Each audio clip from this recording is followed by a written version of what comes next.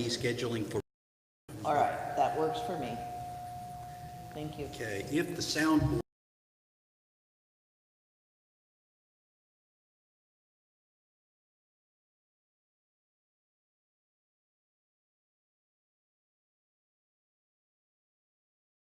accepted by acclamation as amended, and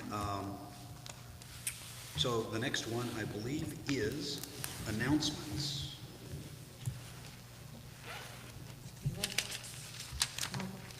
Michael. Just so you know that there's going to be a bingo on November 3rd, Friday, November 3rd at El Agave in the back room.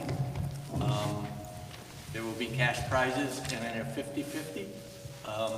Cruz usually has, well, usually he's only done it one other time, but he will have a taco bar. Last time I think he charged $10 for all you could eat. So if you're looking for something to do on the 3rd, I know you're going to be so excited about the AGM that you're probably going to be up till midnight anyway. What time is it? 6 to 8. From 6 to 8, thank you. Thank you very much. And would you remind us all that this bingo event is for what purpose? Well, it's put on by the Sudden Valley Women's Club, but they do it to also help the Friends of South Whatcom Library. Okay. I'm still getting some feedback, so something is picking up something inappropriately. All right. Okay, yes. The Parks and Trails Committee is putting on Ghosts and Ghouls Fun Run this Saturday morning. Delightful. Costumed families going around Lake Louise and through the golf course. They've marked off a route through the golf course that's approximately 3 miles long. And it goes through the rec corridor and so on, and there will be prizes for the best costumes, and that hopefully there's a good turnout. And 9 o'clock in the morning is when it starts. Registration closes tomorrow at 4:30. Tomorrow, Friday at 4:30. At 4:30 at admin or at the golf desk. Wow, The weather's supposed to be good. It is. that's great use of the golf course. Congratulations for the committee working that out with the golf course, and it sounds like a lot of fun. Anything else? Yes, ma'am. Very briefly, if all goes well, this will be my last board meeting for some time, and so I want to thank my fellow board members for a very interesting 2 years, and to really say I've done my best in my own view to support what is best for the valley. It's been very educational, so thank you.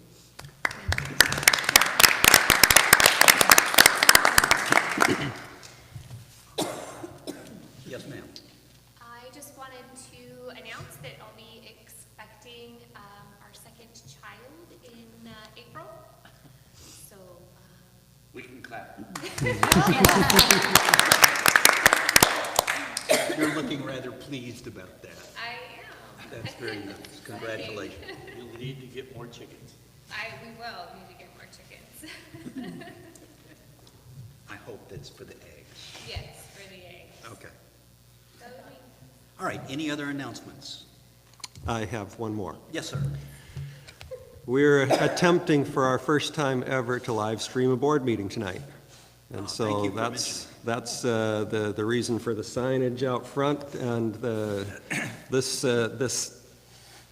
black object standing in the middle of the floor here is actually the camera and the entire live streaming system, and it's being controlled in the back there by volunteer John Lucarelli. And so he's taken that over on the iPad and running the soundboard. So thank you, John. And thank you, Summer, for helping us get this all set up. And thanks for explaining that we're not actually on a set of a new version of 2001. That is not a small monolith. That's actually a camera. Well, that's a point of perspective. Oh, very good. Well played, sir. Okay, any other comments? These are all live? Yes. All of our mics are now live. We no longer have to pass the mic. However, let me ask this. I noticed when we had to pass mics, the meeting went very smoothly and there were far fewer interruptions. So please, particularly because mics pick up a lot of extraneous noise, try and be respectful of people who are speaking. Try and raise your hand so that Director D'Angelo can make note of your desire to speak, and perhaps our meetings will continue to run as smoothly as they did before. One word of warning about these mics: they are wired directly into the streaming system, which means if I tried to whisper something to Carol while someone else was speaking, there would be a hot mic moment. Yes, we are Yep. being broadcast live, with all that means. Okay, property owner comments and board comments. Yes, sir. My name is Roy Martin, 3 Pine Drop Place. Could you go to a microphone? I believe that's over at the podium. Roy Martin, 3 Pine Drop Place. You know why I'm here. I'm one of the residents who's concerned about the lot on Brambleway that was given to Habitat for Humanity. Not that we have a problem with Habitat itself, but we're concerned that the house that they have at least advised us that they're planning on building does not even remotely come close to the requirements for the rest of the community, and that it will hurt our property values. We reached out to the board for reassurance, and we've gotten absolutely none. Completely shut down. Mr. Waterman has threatened Dave Narcico that he can't participate with us. Apparently, other board members are not returning phone calls. I've contacted Eric Trower twice. Normally, Eric and I communicate openly, and I've not received a call back. ACC members, the one that Dave and I spoke to together, her response, it was clear that she was told not to speak to us. And then, John Moon was advised not to speak to us and not to meet with us. And this way of handling issues is completely counterproductive. You've got your neighbors reaching out in good faith to try to resolve something in a win-win manner, and instead we're being treated like the enemy. And unless this changes, honestly, tonight, I cannot support any of the current board members except Mr. Narcico. And I will change my ballot tomorrow. I'll go down there and change it tomorrow. And I'm also going to go on social media and report to the rest of the community on this issue, which up until now we've kept just isolated within our immediate neighborhood, the people who are immediately affected by this, hoping that we can get it resolved. It's certainly not our intention to be overly combative. We simply want to make sure that there's a fair process and that the result is one that's going to work really for everyone in the community, because all of Sudden Valley is endangered if we allow a single developer to build a substandard house, then every other developer who requests the right to do the same will have that right. So it's important that the standards of the community be upheld. We have absolutely nothing against any individual. In fact, we would love for Habitat to be able to build this home. I've met the people that Habitat wants to move in. They're lovely people. I would love to have them here. But in order for that to happen, it has to be a win-win. It has to be something where the house itself isn't going to degrade our property values, because none of us can afford to lose tens of thousands of dollars in equity. Thank you. Thank you. Given some statements that were made regarding facts, I will respond factually. Habitat for Humanity has not submitted any plan whatsoever, so there is absolutely no basis for ACC or the board to comment on any supposed plan by Habitat for a particular home. There has been no plan filed, number one. Number two, many communications by email, for record of which I have explained at great length, exactly and repetitively, the process by which all ACC applications are evaluated. And those processes are set forth in the ACC guidelines. The standards by which the ACC makes its judgments are set forth in the ACC guidelines. The guidelines and the restrictive covenants for Sudden Valley give very limited ability to the ACC to make waivers.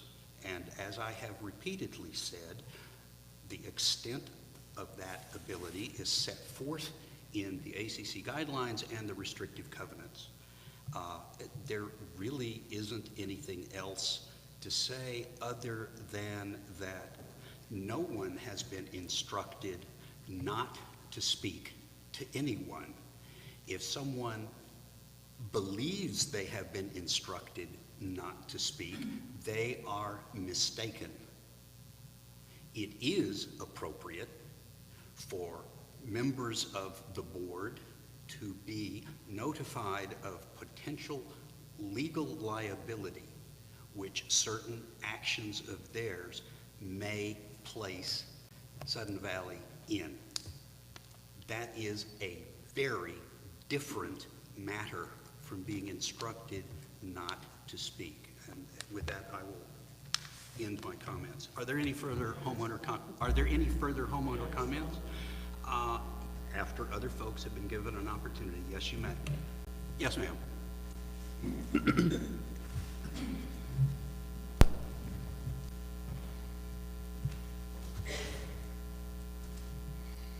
Ann Mosnes, 34 Rocky Ridge Drive. First, I would like to thank Gail for her 2 years of service. When I first heard her name, it was actually in Seattle, where I read an editorial in the Seattle Times where she was being congratulated for her good civic work on behalf of parks in Seattle. So when she moved here, I was delighted to suggest to her that her experiences and her intelligence and her writing abilities and her obvious love for this area and love of swimming in the lake through the winter, you know, that she'd be a great asset. And so I just want to thank Gail and invite people to celebrate with me sometime over some sparkling wine and some smoked salmon, and really thank her for her time. So that's one of the things. The other is the governance here is close to the community, more so maybe than in any other kind of situations. You know, citizens have their county councils or their city councils, but we have an HOA that's really close to us, so governance is really important. And how it's conducted is really important, and due process and transparency and, you know, respect and all these things that really affect quality of life. And so I know why people get emotional about it, and particularly when they think it might affect their home values. And in my neighborhood, my house was once 1,250 square feet. There's another one, 2 houses up, that's probably still that same size, and it doesn't really affect my property values. It's just a small house. I don't have a garage yet. I would have to take out 2 magnificent cedars, and I just kind of chose to like let my car hang out on my driveway. And so I know there are other small homes. We're the small footprint houses. We really are providing a better ecological service by not being big, by not having a lot of impervious surfaces. And so just the smallness of a house, you know, I don't know that it really detracts. I think that some people might be looking at it and saying, well, that's great. That's a small footprint house, and that's protecting the watershed. So there's just, I think, a lot of things that we can share with each other, you know, that have maybe proven to be true in our experience of living here. And in my years here, that's one of the things I've concluded, is that the diversity here is really quite engaging. And the more that we express with the community at large, outside of Sudden Valley, how much we value diversity, I think the more respect we'll gain. And so I think that that includes everything, like, do we listen to our community members? Is there transparency? Is there an open process for sharing information? I have been told in the past not to talk to community members. I've been upbraided when I've answered questions. I have emails that have instructed me that I'm not allowed to talk to employees. And it's really hard for people outside Sudden Valley to understand, why would we move towards dictatorships when we really need open communication, respectful communication, and as much transparency as possible. Thank you. Thank you. Are there any other homeowner comments? Okay, seeing none? Yes, sir. I really appreciate that last comment, because my experience being on this side of this issue has been that, you know, the board has acted in a way that is arbitrary and is authoritarian. I mean, you can say that you're not instructing people not to talk to us. You've told them that there's legal liability. There is no legal liability. That is insane. We are not trying to violate the Fair Housing Act in any manner. We have reasonable concerns, and I cannot support a board, I cannot support anyone who participates in that way. There should be an open process that allows us to speak with our neighbors, including board members, including ACC members. We are looking for a win-win. That's impossible when you shut down the conversation. And I mean, it's really, honestly, I've never been on this side of it before. It seems like, but I have seen it, this knee-jerk reaction to just clam everything up. I know that Mr. Narsico cannot meet with us or has been advised or that he could be at risk if he meets with us, or the community could be at risk. And that's just insane. We're just neighbors. We're just talking about our concerns. And this is not the way to handle things. Thank you for your comment. I will repeat. The ACC meetings are open, and public comment is allowed at ACC meetings, as well as board meetings being open, and public comments are allowed at board meetings. Thank you. Are there any other comments? Yes, Director Narsico. And Linda. Were you first, Linda? No. Yeah, I was just responding to what Roy had mentioned, and I was advised that this was not going to be a wise thing for me to do, to have the meetings that Roy had talked about with either my neighbors or with John Moon, and that I was subject to some legal consequences if that was the case, dealing with federal law, somehow as if we were getting in the way, as if our intent was to shut that down. And it really isn't. As Roy had mentioned, we met with Ellie and Araceli, the two folks that are the husband and wife who are going to be occupying that home, should it go forward and be built. They're lovely people. Their 11-year-old daughter, we just happened to be there coincidentally, and they showed up, and we had a lovely conversation with them. Wonderful folks. So there was no intention at all with regards to that. The only issue was, and this isn't just Roy, but a number of the neighbors were concerned, just to make sure that in effect that the ACC regulations, and I feel as a board member, I've got a responsibility to respond to the members of the community, not just my own personal selfish interests. These things were talked about by a number of our members of our community. I think our community might be a kind of a rarity. We talk with one another. We get together. We have social gatherings at my house and various places. And the concerns or whatever, and I feel part of my job is to hear folks out, to present to the best I can some of the concerns of the community. I mean, if it's not that, what are we about? Other than looking out for the best interests of our community and the best values for people's homes and their investments. And that's what we do. Every single one of my neighbors are very responsible people. If any of you have been to my house with my neighbors there, they're wonderful neighbors. As a matter of fact, there was a woman who's interested in buying a house in our neighborhood. She says there aren't any neighborhoods like ours around.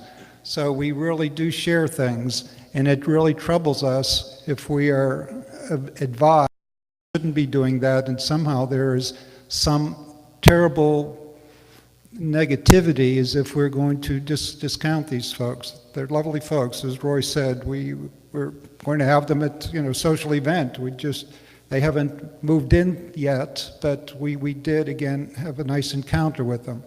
So it troubled all of us when I felt I was being threatened legally that I was going to be pulled out of the board, whatever.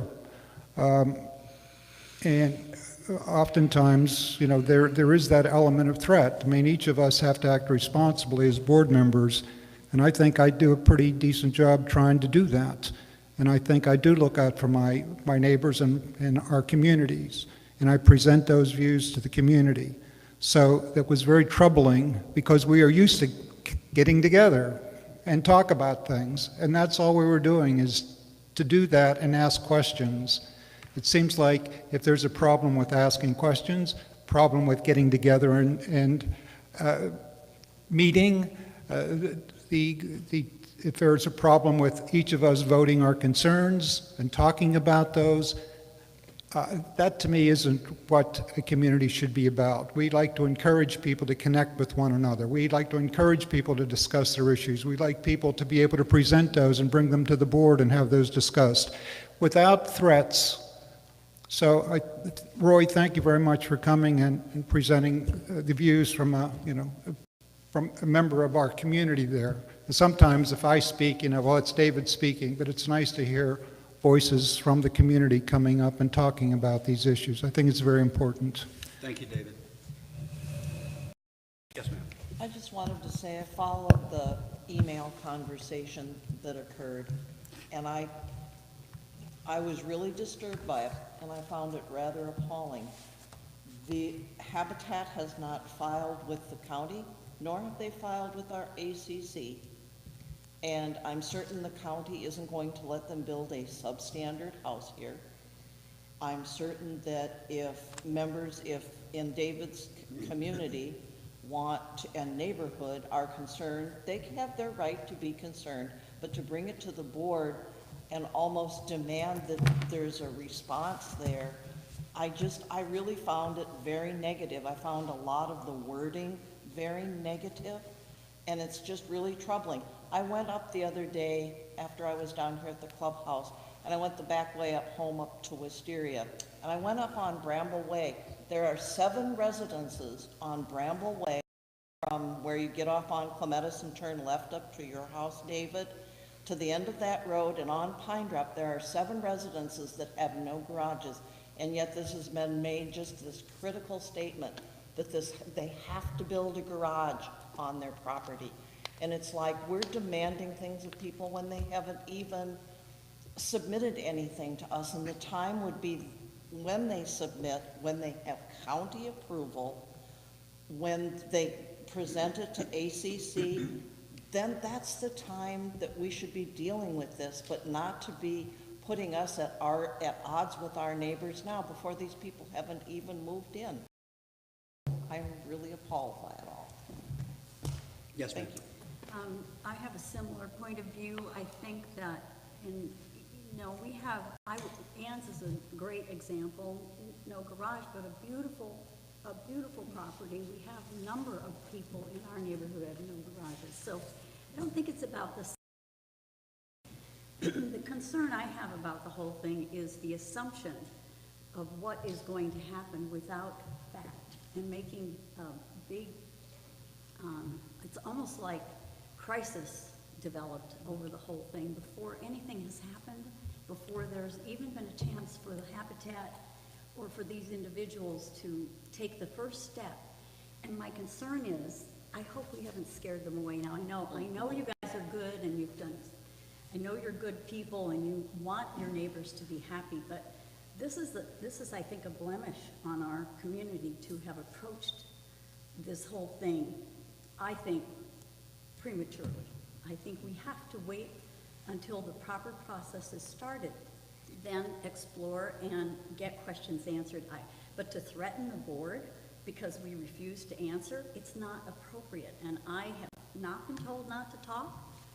I've been told, everything that I got in the emails, and it was extremely upsetting to me. And I thought, if these individuals who are trying to move in, or Habitat for Humanity, was aware of all this, I'd say forget Sudden Valley, and that's why they have the reputation they do, because people pick before the process is done. I ask you to please wait until the proper steps have been taken, then express your concerns in a helpful manner, and we will help in any way we can to get that directed in the right direction. But give the ACC a chance to review and the Habitat for Humanity to do their job. Thank you, ma'am. No, sir, you've had 2 opportunities. You might wait till the end. You can respond at the end of the meeting. I'm not sticking around to the end of the meeting. Very good. Your choice.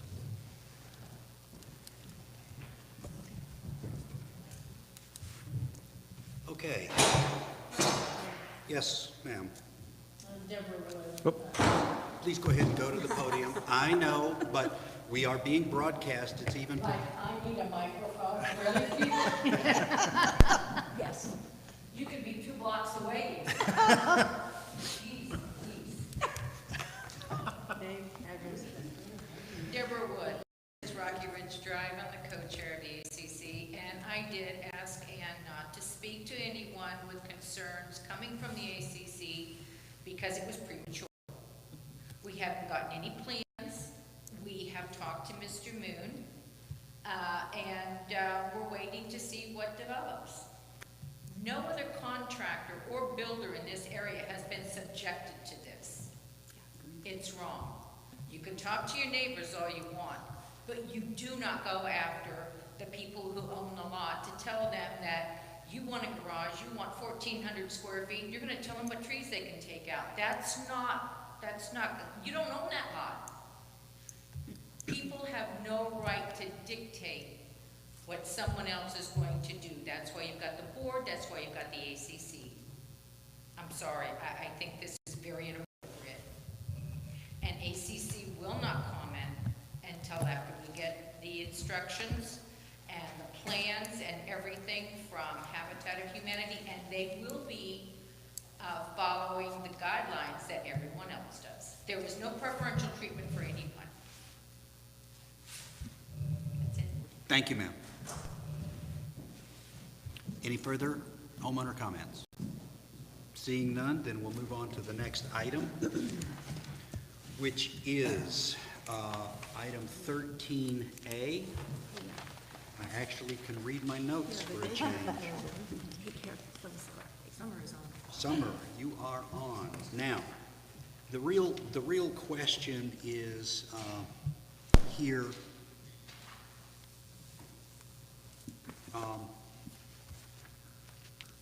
We don't have a proposal before us, so all that we're getting essentially is an update of what has been discussed earlier with the board and presented to the board. So I'm not sure that we're being asked to do anything now, but you are welcome to request that we consider anything that you say. Okay. Is that enough qualification? Yeah, I'm just trying to qualify that and give it some context. Yeah, and in all honesty, I sent an email to the board. Send the email to everybody, yeah. Name? I'm Summer Kronk. I live in Gate 2, 56 Grandview Lane. Thank you, ma'am. Yes. And I'm very tired, so I apologize. No. Yeah, so I sent an email to the board. I wanted to give you guys an update. I can recap that if you would like. And then it kind of went around and was added to the agenda. So I am really not here to request anything. I did want you to know the status of what I've been working on. So I'll try and do a quick recap. Please do, and I'll just interject to say, since the audience has not seen your email and it's not in the board Sure. packet, a recap is probably helpful. Okay. So last winter, I had made a proposal and a request to the board that I be permitted to investigate bringing daycare to Sudden Valley. And the reason that I had made that request was because I do have providers that I have a very good relationship with. They're very highly qualified, and I have known them for many years, and I knew that they were looking to open a second location. I knew that we have a need here in the valley. I know the last time I came and spoke to you, I had mentioned, you know, the 2010 census, we had over 500 children under the age of 5. And that's just the kids that aren't in school yet. That doesn't include all of our school-age children. And I also have an investor who was willing to contribute a substantial amount of funding to try and help get this off the ground. So with the board's blessing, we began looking into it with the idea being that we would purchase and we had picked out, and I don't know if it's still available at this point, but we had picked out a modular building that would suit the needs, that would allow us to at least open up preschool age care, with the hope that we could also accommodate infants. Licensing is complicated. There's different adult to child ratios, certain numbers of toilets, certain numbers of sinks. I mean, it goes on and on and on. But we had a starting point, and I spent quite a bit of time with a contractor investigating different places that we could put such a building. Ideally, we had wanted to use the rotunda space because it had already previously been given a conditional use permit. We could have gotten a conditional use permit because it had already been a daycare, so that was kind of a no-brainer. But where it got complicated were the footings that are left behind. We would have had to backfill, level, and that took it outside of our budget. We looked at many other areas. We looked at the campground. We looked at the old airstrip. We looked at where the barn, I don't know the barn numbers, barn 7 has been demolished. We looked there. We actually looked at the upper parking pad here for the barns. We looked at the space in front of Remax. There's a big flat parking area, which is not Sudden Valley property, but that was in the location. And we looked at the parking space at gate 1 in the entrance there. Everything had its complications, whether it was, I know that parking space, I believe, has some storage for lake water and sewer. There's all different things. And then we were coming up on the SGM, and there was a proposal for a community center, and so we put everything on the back burner because we didn't know what was going to happen, and if that went forward, maybe that was the opportunity, whatever. That didn't come forward, and then we got into school year, and YMCA can no longer provide school-age children's care. So we thought, okay, this is an immediate need, and perhaps this is something we can work with because licensing for school-age children is much more lenient than for smaller children. So we got as far as we could provide the transportation, we had the funding, we wanted to use the barn space, we had worked out where it looked like we could have a very reasonable agreement that we would pay, I think we had talked about $1,000 a month to rent the space. It would not impede on weekend use, facility rentals, things like that. It was all a really great plan until we got to the point of working on licensing. And the problem that started to come up with licensing wasn't so much the space itself, but it had to do with the zoning. So this area is not zoned properly. And so then we got into zoning and then occupancy permits. And at that point, we thought, my gosh, we're going to be well into December before we can even figure anything out. And the agreement we had discussed, nothing was formalized, but we had discussed we could do it through the school year, and at the end of the school year we evaluate what was the drain on the resources, do we need to put it out to bid, and things like that. So we got to the point where we're looking at, okay, for these providers to put this much time and energy and money into starting up for 6 months that may or may not move into the future, it didn't really make sense. So that's where we've ended. So my email to the board was essentially a very detailed recap of all the efforts that we've put in, that this, it's not something that we've forgotten or that we don't want to do, but we feel very stuck at this point. I essentially, and I don't need it right this moment, but I would love for any suggestions that the board may have to try to help us figure out what else we might be able to do. There's absolutely a need. I've got a waiting list of people who would love it. I'm on social media and in the moms groups. I swear to goodness, every week, where's the closest daycare? I need care for this. It's needed. It would be easy to fill. It would be a huge value add to this community. It's just putting it in is not the easiest. The one thing that I did propose in my email that I would love if it could be considered, and I don't know how feasible it is, but the best spot that we had found for the modular structure idea was the spot where barn 7 was. And the beauty of it is, it's modular. So if in 3 years we're going to build there, we remove the building. It's not, it would not be a permanent structure. It would be a great location.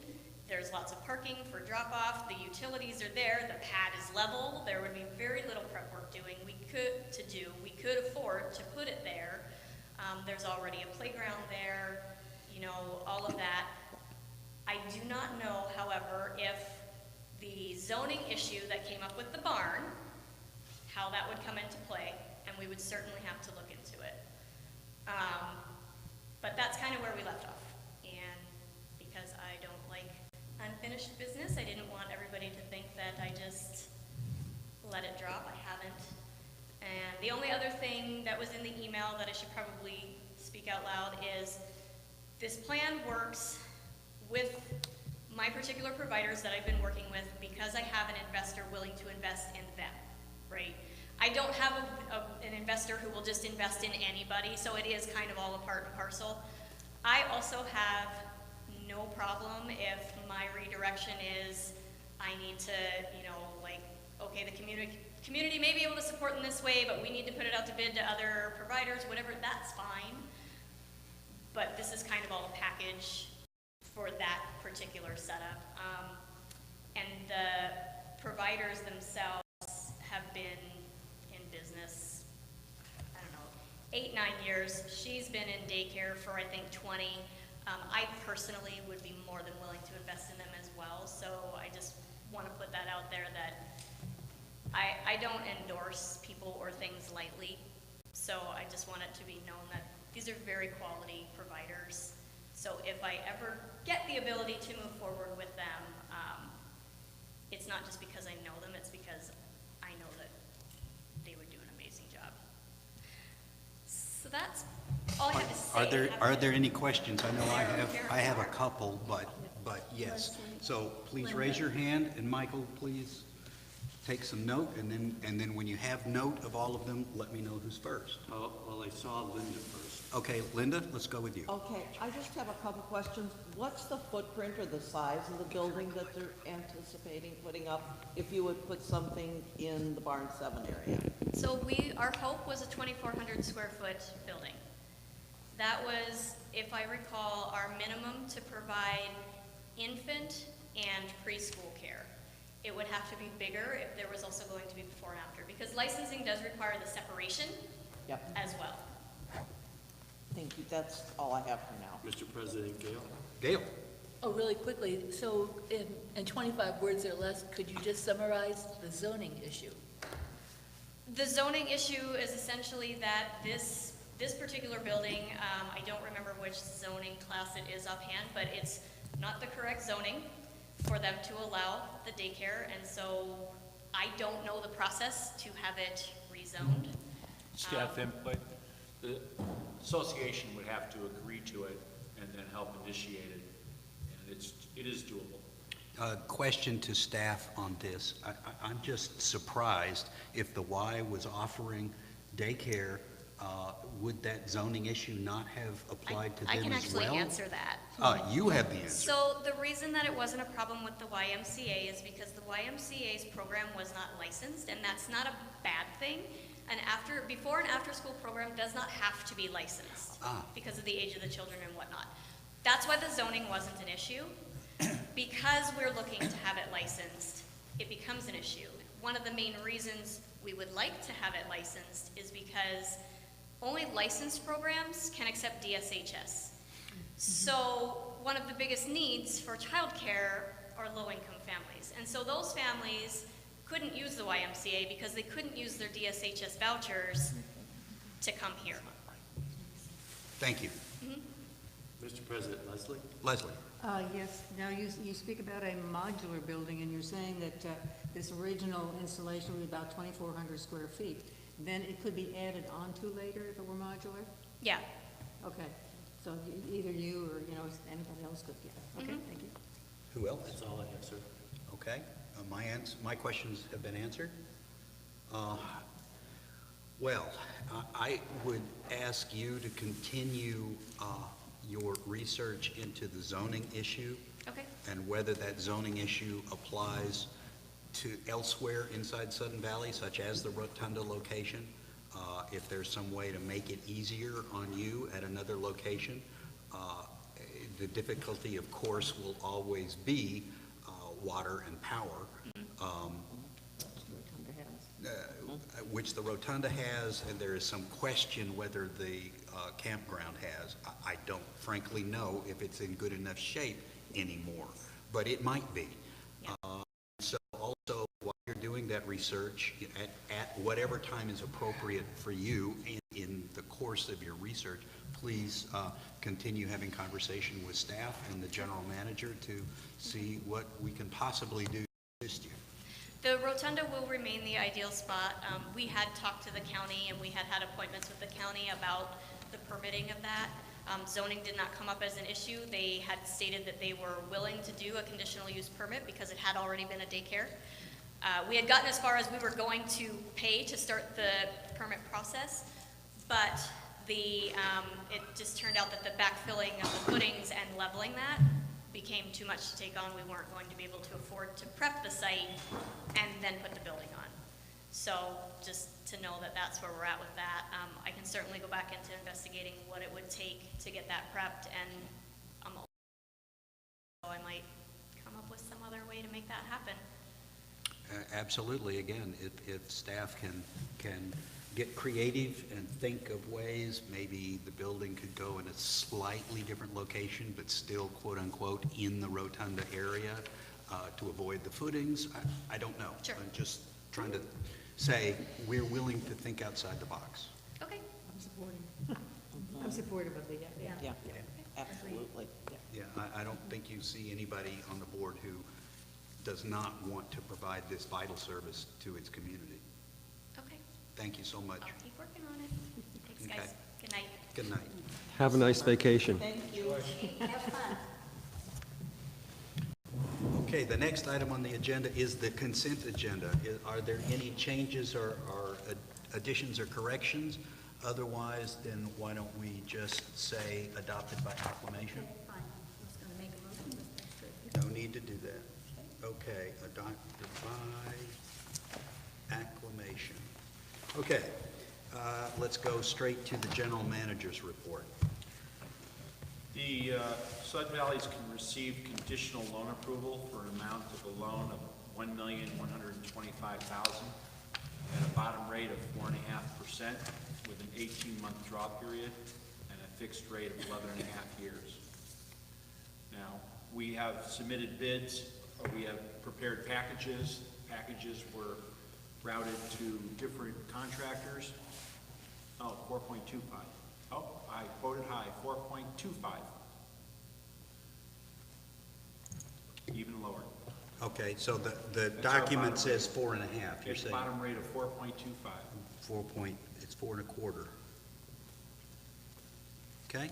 So take you back when we did a very high-level conceptual plan of the different projects that the board wanted to get done. And we polished that estimate up in September. And we had specifications and preliminary designs and put all of the projects out to bid. And bids have all arrived for all of the projects. They were multiply bid by multiple contractors. And currently, Wilson is validating with the contractors their prices. Now, some of the bids are higher than estimated, and others are lower than estimated or on target. Overall, we are 0.4% off the estimate. For a preliminary design, we are within $7,000 on that estimate, which is pretty good at $1.7 million. We're very content with this. Now, we think that the board started this process, and we think that this board, who was intimately involved with this process and the deliverables, needs to have one more meeting to finish this off.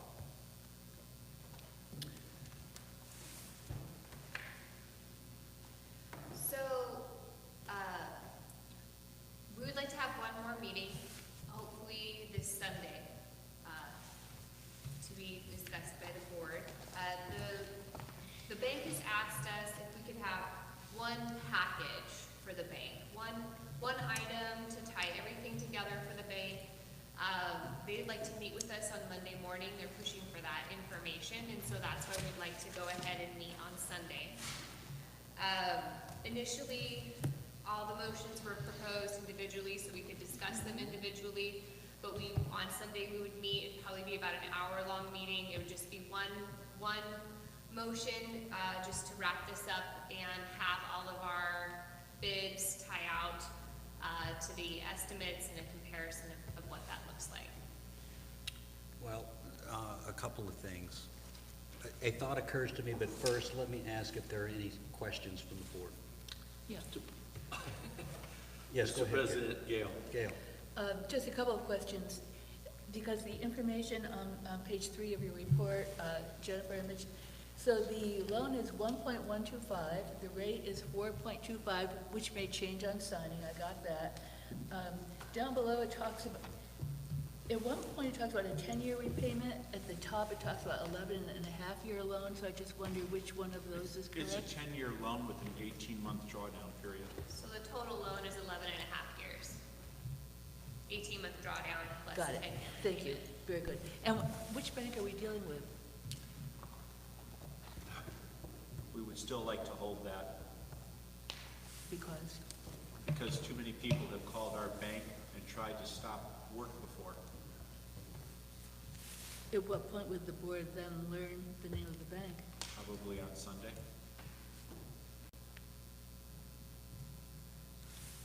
Mr. President, Linda? I think the only question that I have, and I'm trying to find it because I know it's back here in my stuff. September 7th. But we modified that document, and I think that it said, that talked about the 10-year loan period, and it also talked about a not to exceed, I think 15 or 16-month time period. I believe it was your suggestion. What we asked for the drawdown, we Point of asked for something about at least 16 months. and Point they of gave us information, the actual motion that was passed as amended, passed on September 7th, as amended on September 14th. The part that you're referring to says with a minimum 1-year construction period and a 10-year term to be paid out of current surface estimates for the sole purpose of funding motions 2 through 7 passed on 9/7/17. That was what we passed, and then before, I remember Colin Morrow sitting here and saying, could you try to get 16 months? And in fact, they asked the question, got 18. So that was a I'm positive. just saying, if we're gonna go with the 18 months and the bank is expecting to see this, we're going to have to modify, and that's gonna have to be part of this So this is modification. And you are correct. This is the point that she wants to get to for the Sunday meeting. And that's fine. Then we're going, just so I understand, we're going to see the same materials we saw with the backup from Wilson, with the accurate and actual bids that's gonna go in on this The one. complete bid package. Mr. President, Carol? Carol? And so, just from a process standpoint, I want to make sure I understand, are we going to rescind our earlier individual ones and put in a new, or are we somehow modifying what we've done? Because before, I know, we did each project individually, and now we can wrap it all together because we have the actual bids. With my understanding, again, just based on whatever limited understanding I have of Robert's rules, is that all we need is a new motion to amend the prior motion. Okay, that would be the question I have. Yeah, The it's- simpler the better in my mind, but I want to make sure that we're covered. that we've And done it. essentially, it's amend by replacing in its entirety. Okay. But we can still track it, each project independently. Correct, we can still track each project independently. Okay, and let me be more specific. Not just can we, will we? Yes. Okay? That's, to me, that's key to those people who are concerned about that issue. We will be tracking every dollar for every project, specifically for that project. Correct, we'll have one loan, one motion to cover all the projects that are individually tracked. I am reminded of J.R.R. Tolkien for some reason. let's not go there. Yes, anything else? Sir. All right. That was a nice statement. Any other questions? We're presuming a Sunday meeting, and are we going to set that? Well, what I would request at this time in sort of quasi interruption of the GM's report is a motion to have a I board move that meeting. we have a Sunday afternoon, board meeting. I'm thinking maybe 3, just a suggestion, but if somebody has another time, I'm open. Do we have a second? Yeah, there's a Oh, should we do it sooner? 1 o'clock? There's a Seahawks game at 1:10. Oh, 1:10? Yeah, but people will be going to church. You want to do it later? Right. You can bring in a flat screen. How about 12? Do you want to do it during halftime? No. I think this is a 1-hour meeting. You will get all the information. Jennifer had it all prepped today. You will have a complete package tomorrow of all your documents, and it's just a recap of everything. It should be a 1-hour meeting. Would 12 o'clock be okay? I like 12 o'clock. I like 12 noon. So Okay, the so my motion is- motion now is that the board convene on Sunday at noon Second. for this one purpose only, and that is to amend the, Where should we convene? well, I think it will depend on what they can find for us as far as the location. Do you have an idea? It cannot be here. That's correct. It cannot be here. No? No, And they use the multipurpose room? we'll get back to you tomorrow on this. Okay, very good. Location TBD, if you don't mind. Right. Sunday at So noon. there's no second yet? Yes, there is. Oh, there is. Oh, okay. Okay, is there any discussion necessary? Then why don't I just say that by acclamation, we've approved that motion. We'll have a board meeting at noon on Sunday. So that'll need to be announced ASAP. Yes, we are preparing for that. Thank you. To continue, Area Z contamination. As I had mentioned before, the Army Corps of Engineer had resolved the issue to our satisfaction and to our advantage to remove the wetlands, except with the exception of 2 real wetlands from Area Z. And the Washington Department of Ecology has formally accepted the U.S. Army Corps recommendations releasing the wetland status. That is a done deal with the state now. So give us a quick oversight as to where that puts us in the process. The wetland, there is no more process. The Washington State Department of Ecology has accepted the Army Corps of Engineers recommendations.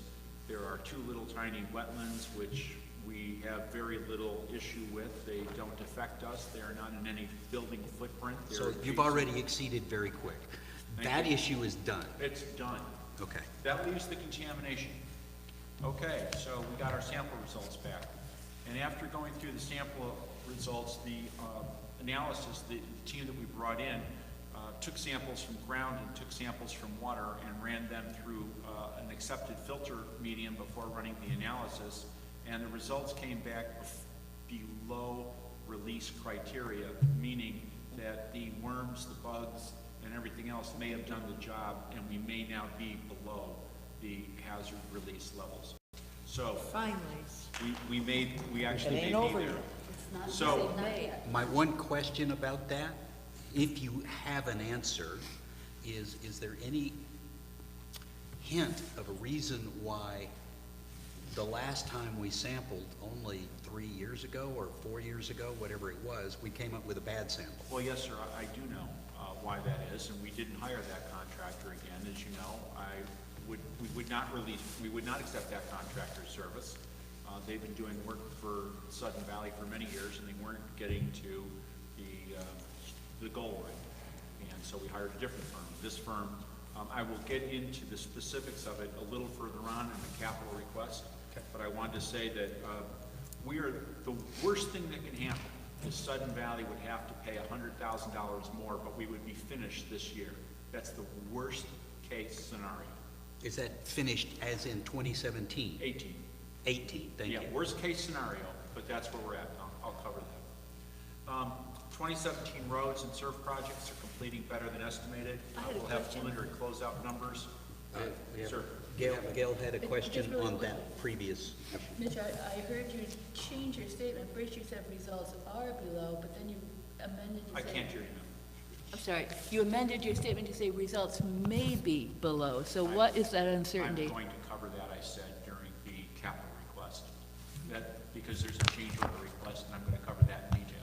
Okay. 2017 roads, as I said, they're completing better than estimated. We'll have preliminary closeout numbers next month. The Gate 5 proceeding was completed as discussed for the vegetation control up in Gate 5. Gate 28 hazard evaluation project, I stopped. We're not going to be doing business with this contractor again, much like the person who was doing the work at Area Z. In fact, it is the same company with the sub. Their estimates kept going higher and higher and higher, and I no longer have any credible technical trust in their skills, so I stopped the job, and I'm going to have to get another contractor. I don't believe that they were working to our best interest. And unfortunately, our engineering firm agreed with us. Staff has been actively finalizing operating procedures for critical functions of the organization.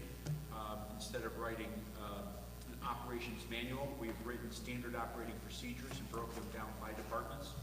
And so standard operating procedures now are actually, I meet with the staff now twice, each department head, and going over all their SOPs to bring them to ground. And they're going to proceed and complete before the end of December. They'll complete next month, hopefully. So I would just suggest that a bundle or book or notebook of standard operating procedures looks like a manual to me. It does. Some of the, it does. But we're doing it in an SOP fashion. That's fine. Area Z maintenance shop. During a recent building inspection, they found that several of the poles that were sticking out of the ground had rotted at ground. That was not really good. So steps were being taken to temporarily shore up those posts. The roof is going to be scheduled to be replaced shortly, but we are having to shore up the posts that are on each side of the big roll-up door. The building, as we've said, is rotting. And we found more rot. That leads me to question the value and propriety of replacing the roof, rather than just throwing up a big tarp. Reinforce the posts and put a bloody tarp over it and hope that the tarp is light enough material that the crumbling posts can hold it up. I just feel some real hesitation in spending money on a roof replacement when you've already found additional rot. I think that we've been very upfront with the entire association since 2012, saying that the maintenance building should not exist as a facility. So it shouldn't be a surprise that we are continuing to find more rot and more maintenance problems with the facility. Now, that we find them and that we mitigate them and we ensure that the building is survivable is our mission. And that the roof has to be replaced because sooner or later it will continue to rain in the building while it's sunshine outside, because it will just absorb water and keep raining. So the roof has to get replaced. And I believe that we have discussed it multiple times that even if we built a new facility, that might be a good facility just to hold on to as a gutted facility and store golf carts in the winter time. And despite the rot. Just depending on what we do with it. All right? I'm looking for options that are inexpensive and durable. But at the time, we do not have another place to put maintenance, and so therefore, we are doing what is necessary to operate in a safe manner without endangering our employees. Does that include investigation of alternative roofing technologies that might be cheaper than the original one chosen? We have is inexpensive a roof short of a tarp that's going up there. Okay, all right.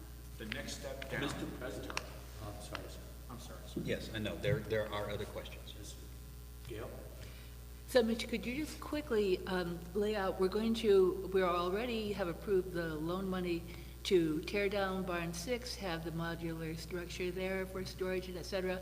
So this Area Z maintenance shed, isn't this scheduled to come, or have I missed something? No, ma'am, it's not scheduled to come down. The tall shed. Neither of these buildings are slated in this round of work to be removed. So in this round of work, basically, we have a modular structure on barn 6, which at some future point, not yet determined, will move up to area Z. Modular structure, no ma'am, but we are putting a sprung I'm form sorry, I thought it structure, was- tent-type structure I up see. there, which can be dismantled and put back into area Z once it is released. Okay, thank you. Just a couple of questions. Are they still able to use that roll-up door then? Because that's a fairly large roll-up door on that end of the building. Yes, it is, and it's very critical to us because that's where one of our snow plows sits during the winter time, staged ready to plow snow. So it's the beams not supporting the roll-up door, it's the beams even worse in the corner. So we've reinforced and sistered those beams, and then we've driven bolts into the ground, deep into the ground alongside those new support beams. I just know we've done the roll-up door a few years ago, and I think that then they had reinforced I just was curious with that. The other thing that I was gonna say, and maybe this is wishful thinking on my part, and I know we still probably have to do the roof, is the whole thing with if things move along better with Area Z and the contamination, to maybe take a look at being able to conceivably maybe do something at 18, I don't know. You know, it's like just wishful thinking on my part. It's great strategic thinking, ma'am, and we would agree with you, and we started to go down that and realized, look, right now, that would be a rabbit hole for us to go on. Yeah. We have plans, and if we can't keep adapting them, we're gonna have to move towards a goal to execute, keeping an option open. Thank you. Yes, ma'am. Who else? Everything's done. Okay. Okay, if you don't mind, I would like to go to page 5.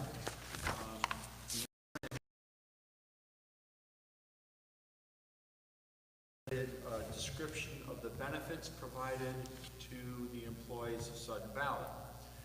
Middle of the page, it says that the number of full-time benefits employees are 24, and the number of employees opting to receive and purchase benefits are 19. Sudden Valley pays monthly benefits, Kaiser Foundation Health Plan, medical and dental for the employee. And we pay for those 19 people $79.69 a month. We also pay $76.96, of course, it was my first day with my new eyes. And then we also pay a medical savings account, $100, and an employee assistance program, $136, which we find very beneficial for our employees. The employees pay monthly benefits totaling $32.64 a month. All right, this is not a Cadillac plan. This is closer to bottom of the middle of the market. It does provide the employees with a benefit plan, and they have to buy for their spouses and their children. My reiteration of the fact is that, contrary to many, many rumors, this is not a plan where Sudden Valley pays 100% of the benefits. No, it's not. It's the standard practice during benefits renewal periods for our insurance broker to take Sudden Valley out to market, and we do this every year. And we have consistently chosen the lowest cost provider, which doesn't mean it's always a comprehensive package for our employees, but we provide benefits, and they're good if you have none, and they're not bad, but they're not anywhere near the top of the line, and they're not the bottom of the line, but they are less than maybe the middle. Other benefits, including spouse and dependent coverage, are voluntary, and the employee must pay those in full. So, medical, dental, the employer pays for the eligible employee. So when people say you pay 100%, for the eligible employee, we do. The eligible employee pays for their spouse and their dependents. If you want short or long-term disability, it's voluntary, you pay for it. Vision, it's voluntary, you pay for it. Life, accident, EAP, well, we pay, but life and accident, it's voluntary. So that's what we provide. Mr. President, excuse me. Sir. Mr. President, we have a question from Gail. In the past, it was my understanding that if employees declined the coverage, that they received some amount in lieu of that. Is that still in place? 3 employees do. Two employees do. But there are 5 who choose not to carry the... That is correct. And so what are the conditions for the 2 employees? Perhaps you can describe it in the Sorry, amount. Gail, I can't hear you. Conditions for the 2 Well, there was employees. 2 out of 5 choose it, and what are they reimbursed, or why They're would given those... the amount of money because they buy their benefits somewhere else. So they get the same amount of money that any other employee would be receiving in benefits because they're buying their benefits separately. Is So that a dollar amount? The same exact dollar amount. I think it's 3. 188 per pay period, All right, 188 per pay period. for the first 2 pay periods of the month. So that's what they receive. Okay. And we've agreed to that with 2 employees. And the other 3 just choose not to? That's correct. Thank you. Mr. President, Dave. David? I mean, the advantage certainly of having the health benefit package that if they get sick, they're treated. I was just wondering, do they have to take some alternative? I mean, it's up to them to make that decision. I guess if I was an employer, I might say, I want to make sure, I'm giving you some money. No, we don't give them money. Oh, okay. No. So, You're talking about the 2 employees? right, but don't get it, you said, Oh, the 2 employees had to prove that they were buying a benefits package. oh, that's what I was getting at. That's So- correct. So it's They had not to as prove if that they were buying a benefits package. Oh, okay. Yeah, they don't get it as extra income. Oh, that's what I was just, I'll tell you, I am one of them, and I buy my benefits separate. right. But I get the same exact amount of money that the association would give me, but I buy through the University of California. That sounds good. Mr. President, that's all we have. Okay. If I can, I'd like you to turn to page 16, please. I'd like to show you something kind of unique. Does anybody have any questions on the intervening pages? Okay, go to 16. Thank you, I apologize. No, that's quite all right. Anyone else have any other, well, I guess benefits would be answered. Okay, one of the SOPs that we have moved ahead on involves security, and one of the problems is being able to give our security officers something better to be able to notify people when they're violating a parking problem than a sticker that sticks on your window and requires 17 razor blades to take off. Okay? How So- thoughtful. Yes, well, I think in our life, most of us have encountered this. So with that in mind, we came up with this. So you're looking at 2 sides of a warning that our security officers will begin issuing. And it says you're unauthorized to park here for 1 or more of the following reasons. And they can check that box.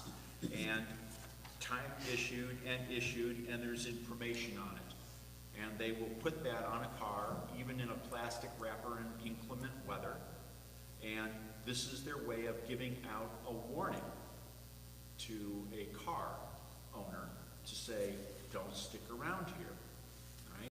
We don't have access to be able to pick up the phone and call people and say, hey, I ran your license plate number and here's the reason and you need to go.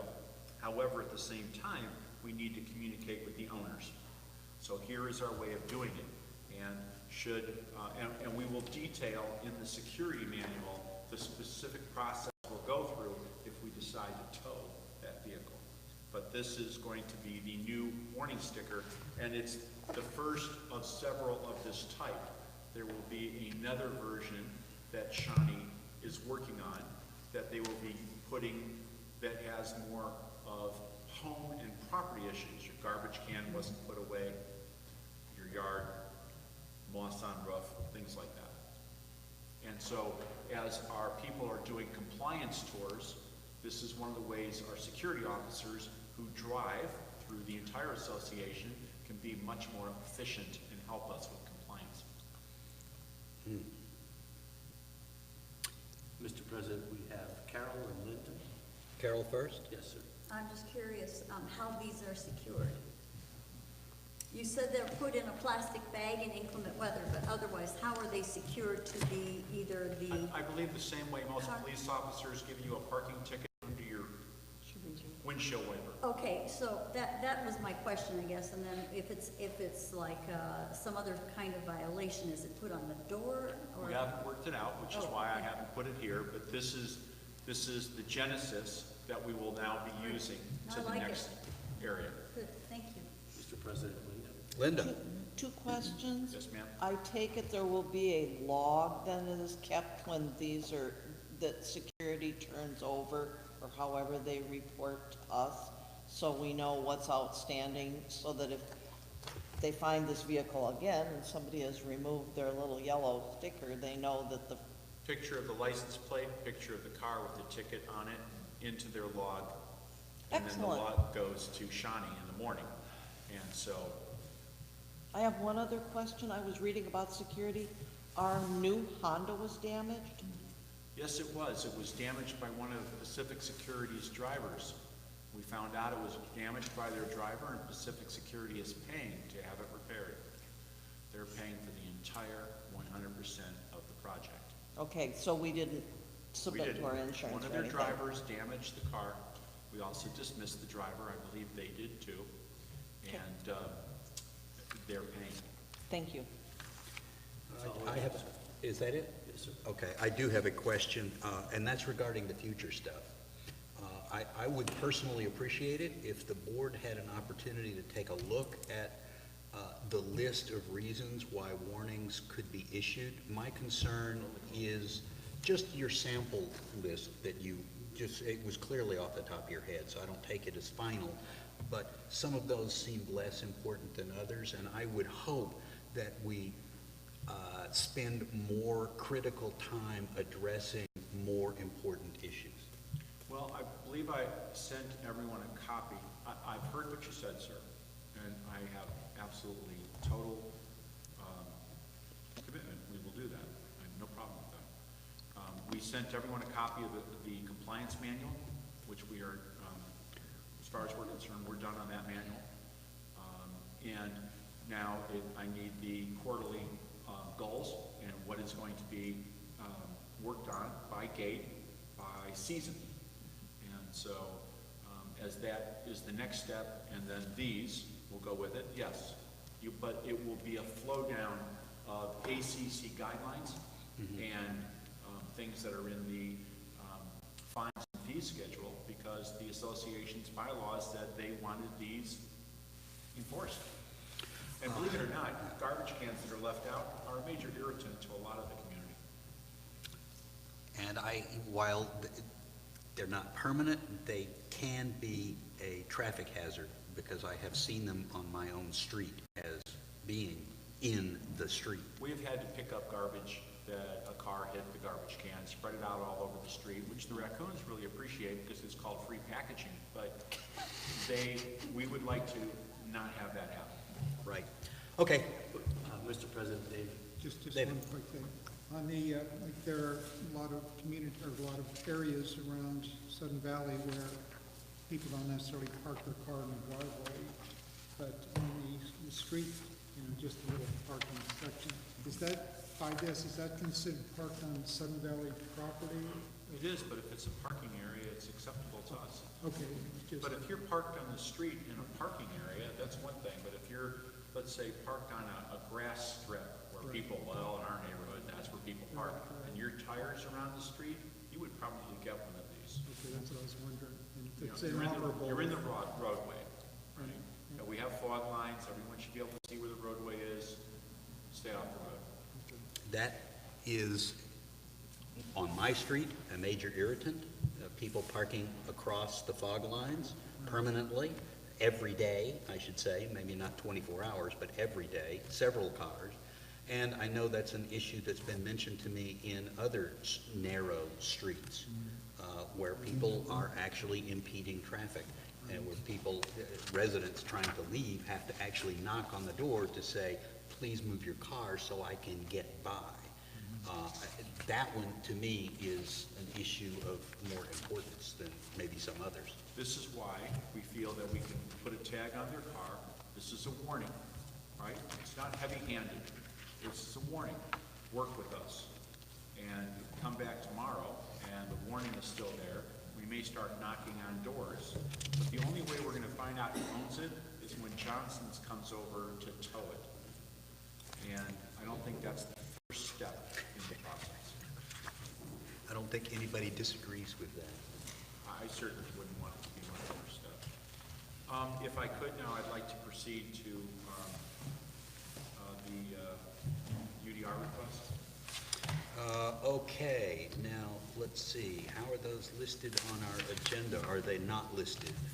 Next one would be no minutes submitted on treasurers, but capital request. Okay, so let's say your section is done. We'll go to the treasurer. There were no minutes because the last meeting was not, did not have a quorum. Okay, the last treasurer's meeting did not have a quorum, therefore there are no minutes. Finance committee. I'm sorry, treasurer's committee, yeah, sorry. I don't know. Okay, so, capital request, I'll leave that to you to introduce. So, Mitch is because he has worked diligently on this area, the contamination issue, and so if you would please, Mitch, bring us up to date. Okay. I'm coming in with a change order request seeking additional funding. I think everyone knows that we've been working on issues at Area Z. And since June 22nd of this year, we had a change order 1. Request was approved for additional scope of work, and we have completed that work. We have located and identified where the soil contamination is, and instead of 2,500 cubic yards, we have some fuel in the 1,000 cubic yard range.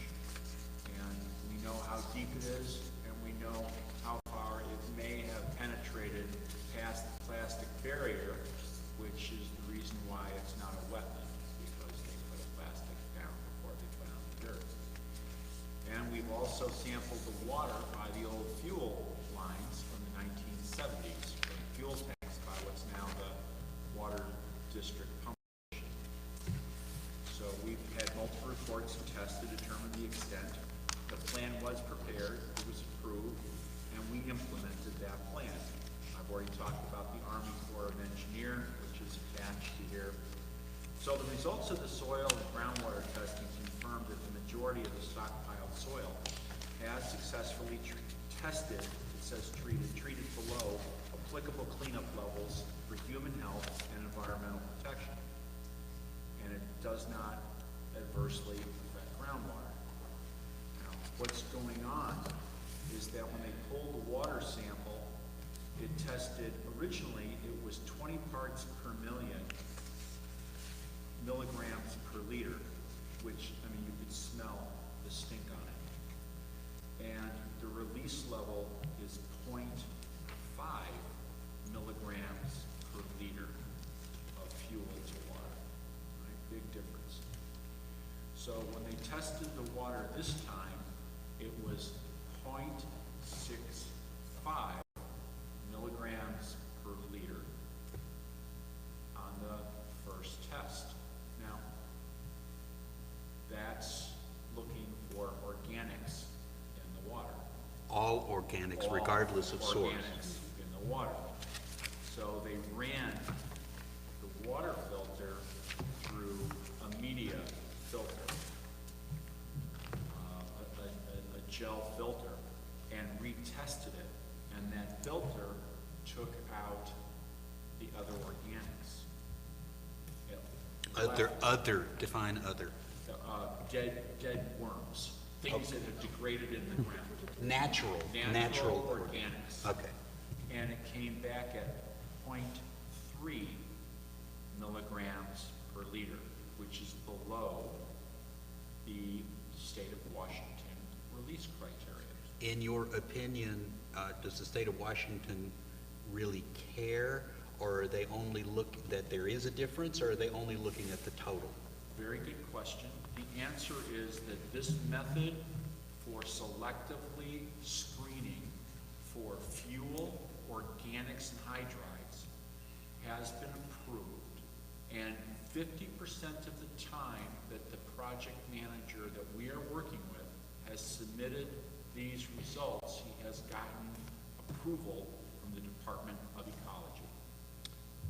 That's out of 4 times. Twice yes, twice no. The same test was applied to the soil, and it came in below the release level on soil. So, those are very good numbers. But what we'd like to do is ask for enough money to go forward and do what's called task 1 and 2, and to engage the Department of Ecology in consultation and provide a data report to the Department of Ecology seeking acceptance of the sampling strategy and the analysis that we now have for the entire Area Z, and request approval to proceed directly to designing the plan for no further action.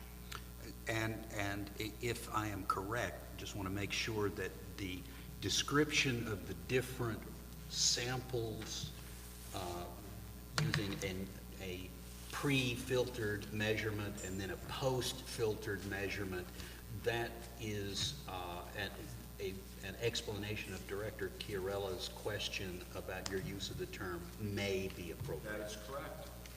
It demonstrates that the fuel there is at 0.3 milligrams per liter, and it's quantifiable to demonstrate that the other materials pulled out were organic, not of fuel. Okay, questions? Gail, sir. But first, let me ask this. Staff is requesting a change order, so let's have a motion.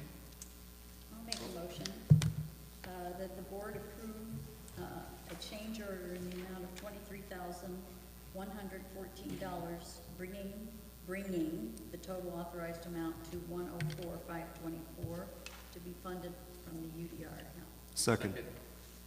I think Eric was first, although he The first second? just barely made it. Now, Director Chiarella had a question, and then I believe Linda has a question. Yeah, just real quickly, so who is doing this work? Anchor Environmental.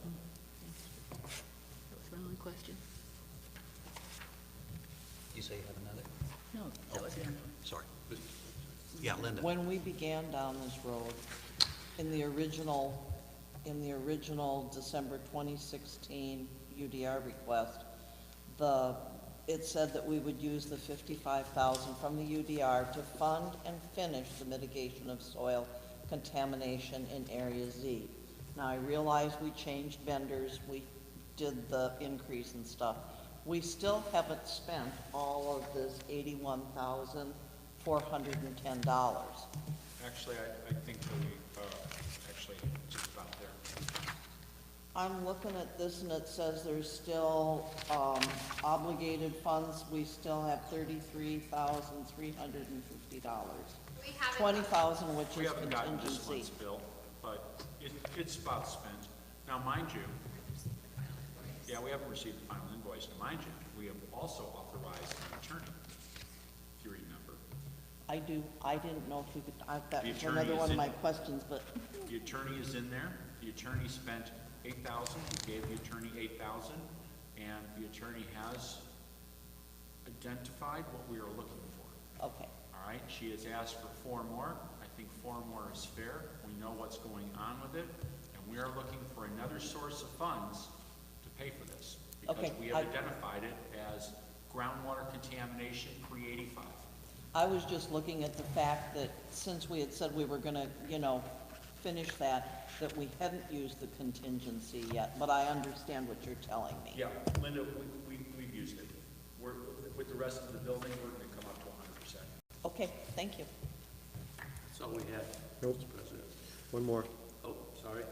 I'm just curious whether that extra 4,000 that you were just talking about is included in this 23. It is. Okay, thank you.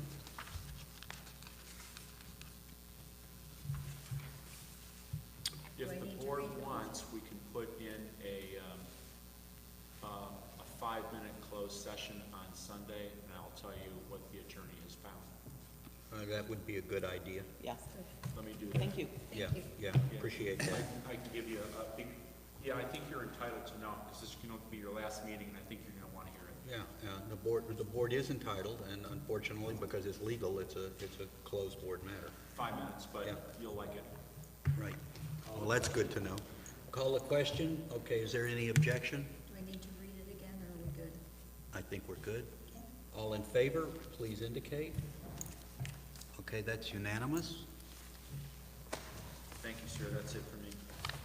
Thank you, sir. And what can I say but thanks be to the universe and your efforts It's only been 25 years. that this is beginning to actually reach a final conclusion that is not as nearly as bad as we had worried about. Okay. So I have this UDR request. Let me sign that. While I'm doing that, the next item for the treasurer is, Financials, which I shall ask Jennifer to explain, please. Great, so the financial statements start on page 67 with balance sheet.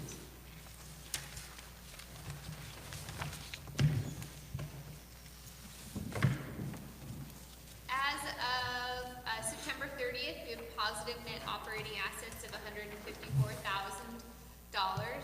This is great news. Additionally, I believe that we're going to finish the year with positive net operating assets. That'll be the first year in several years that we won't be borrowing from prepaid dues to pay current bills at the end of the year.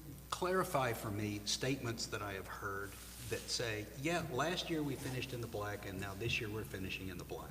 So And yet you're saying this is the first time in several years. So I know, to me, that kind of is jarring. It might be to other people as well. So it's actually two separate issues. Finishing in the black is an item, and the income statement only tells you how you did collecting revenue and spending money in one particular year. And so that's what's talked about most often. It's what people understand because it correlates most closely to your checkbook. I got $100, I spent $50, I've got $50 more to go. The balance sheet, on the other hand, that tells us the cumulative net worth of our company. So everything that's not a revenue and not an expense ends up on the balance sheet, and even the revenues and expenses end up on the balance sheet at the end of the year in equity. And so that would relate to, you know, if you were an individual, your home, that's an asset, that would go on your balance sheet. If you made improvements to your home, that would go on the balance sheet as an asset.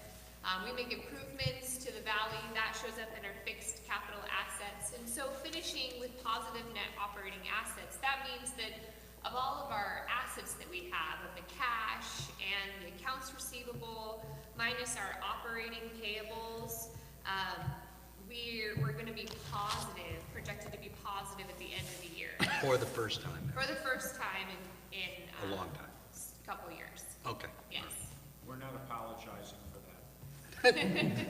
I didn't think so. That's great news, and that's a great question. It is confusing.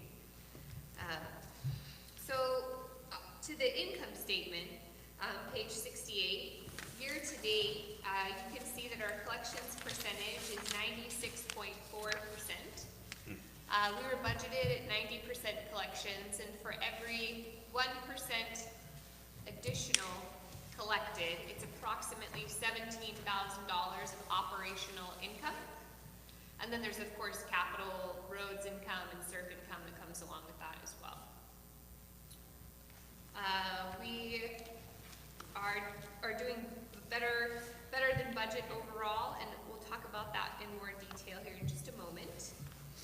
So page 69, this is our reserve cash summary. So all the cash we have outside of our operations account, including UDR, the undesignated reserves, which is a operating reserve fund, are summarized here. We had part of our mitigation, one of our mitigation accounts was released. The county sent us a letter, it said $2,068 is released. And so you can see that it's coming out of the mitigation assignment of savings, which is the second to last column, and going back into roads, which is the second column in. Let's see, we have received $216,000 since the Capital Reserve Holding Fund was set up, and that's that 1/4 of 1% from title transfer fees that was started July 1st, 2016. And then $175,000 of that will get transferred over to SURF. That transfer will be made this month. I wanted to make sure how we manage our funds to stay within FDIC limits is that we have the largest portion of our capital funds are what are called insured cash sweep accounts. And what that means is that the bank takes that money and the bank pushes it out to a variety of other banks. So that way, at the end of the day, between all the banks that we have our money in, we're still under the FDIC limit of $250,000 for every bank. But the bank, our bank manages that for us, so we don't have to spend the time managing that, and there's no fee to do that. We actually get better interest rates by doing that. So that is how we stay within our FDIC limits, but there is a certain minimum balance that you have to maintain. And so I wanted to make sure we had enough money to transfer over to maintain that minimum balance, so can do the transfer this month. Let's see, on page 21, we have our year-to-date income statement for the operations. Page 7 is the current month of September. Year-to-date, as I said, we're doing very well. We're doing net operations as a company, $101,000 better than budget. This is mainly due to the increase in operations collections. We budgeted 90%, we're at 96.4% year-to-date. We've also had a lot more new home construction and home purchases in Sudden Valley. I think as a lot of people, houses are just selling very quickly. And so we have $125 that goes into operations for all the title transfer fees, so to pay for association time to manage the new transfer. And so that's been more than budgeted. We've also had a lot of new home construction. How many starts this year? We had 16 starts this year, I think 13 last year, and the year before that 6. We attribute that to our water management plan and phosphorus control plan that we initiated with the county, and it has done what we thought it would do. It created a building boom where people can build here faster than anywhere else in the watershed. So that has also, we budgeted only for 10 new starts, so $3,500 each, and then minus the contractor fee, has been about $23,000. That income is recorded in ACC security for the income side of it. As you know, golf revenue wasn't as great this year due to a very wet spring, but they were able to make that up, a lot of that up in the summer and fall. And they've been managing their expenses to correlate with the fact that there's a reduction in income. So golf is projected to have a $46,000 loss this year, which is just about spending plan. You remember when we did the booklet, Linda, just to correct, when we did that, I believe in June, when we did the booklet, it was 88,000. 85. 85. So they have made tremendous strides. Just about in half, right? That's correct. So that's everything I have to present. For that portion of it on the next page, we have our lots and dues analysis. And this shows, instead of how many people are past due by dollars, how many people are past due by lot count. So you've got your first of all, your lots that are prepaid, and then how many lots that are current, and then one 1 month through 4 months past due, your payment plans, total of prepaid and current, not current, and then our billable lots, which is 3145, and then breaking out back to our original number of lots, which is 4,641.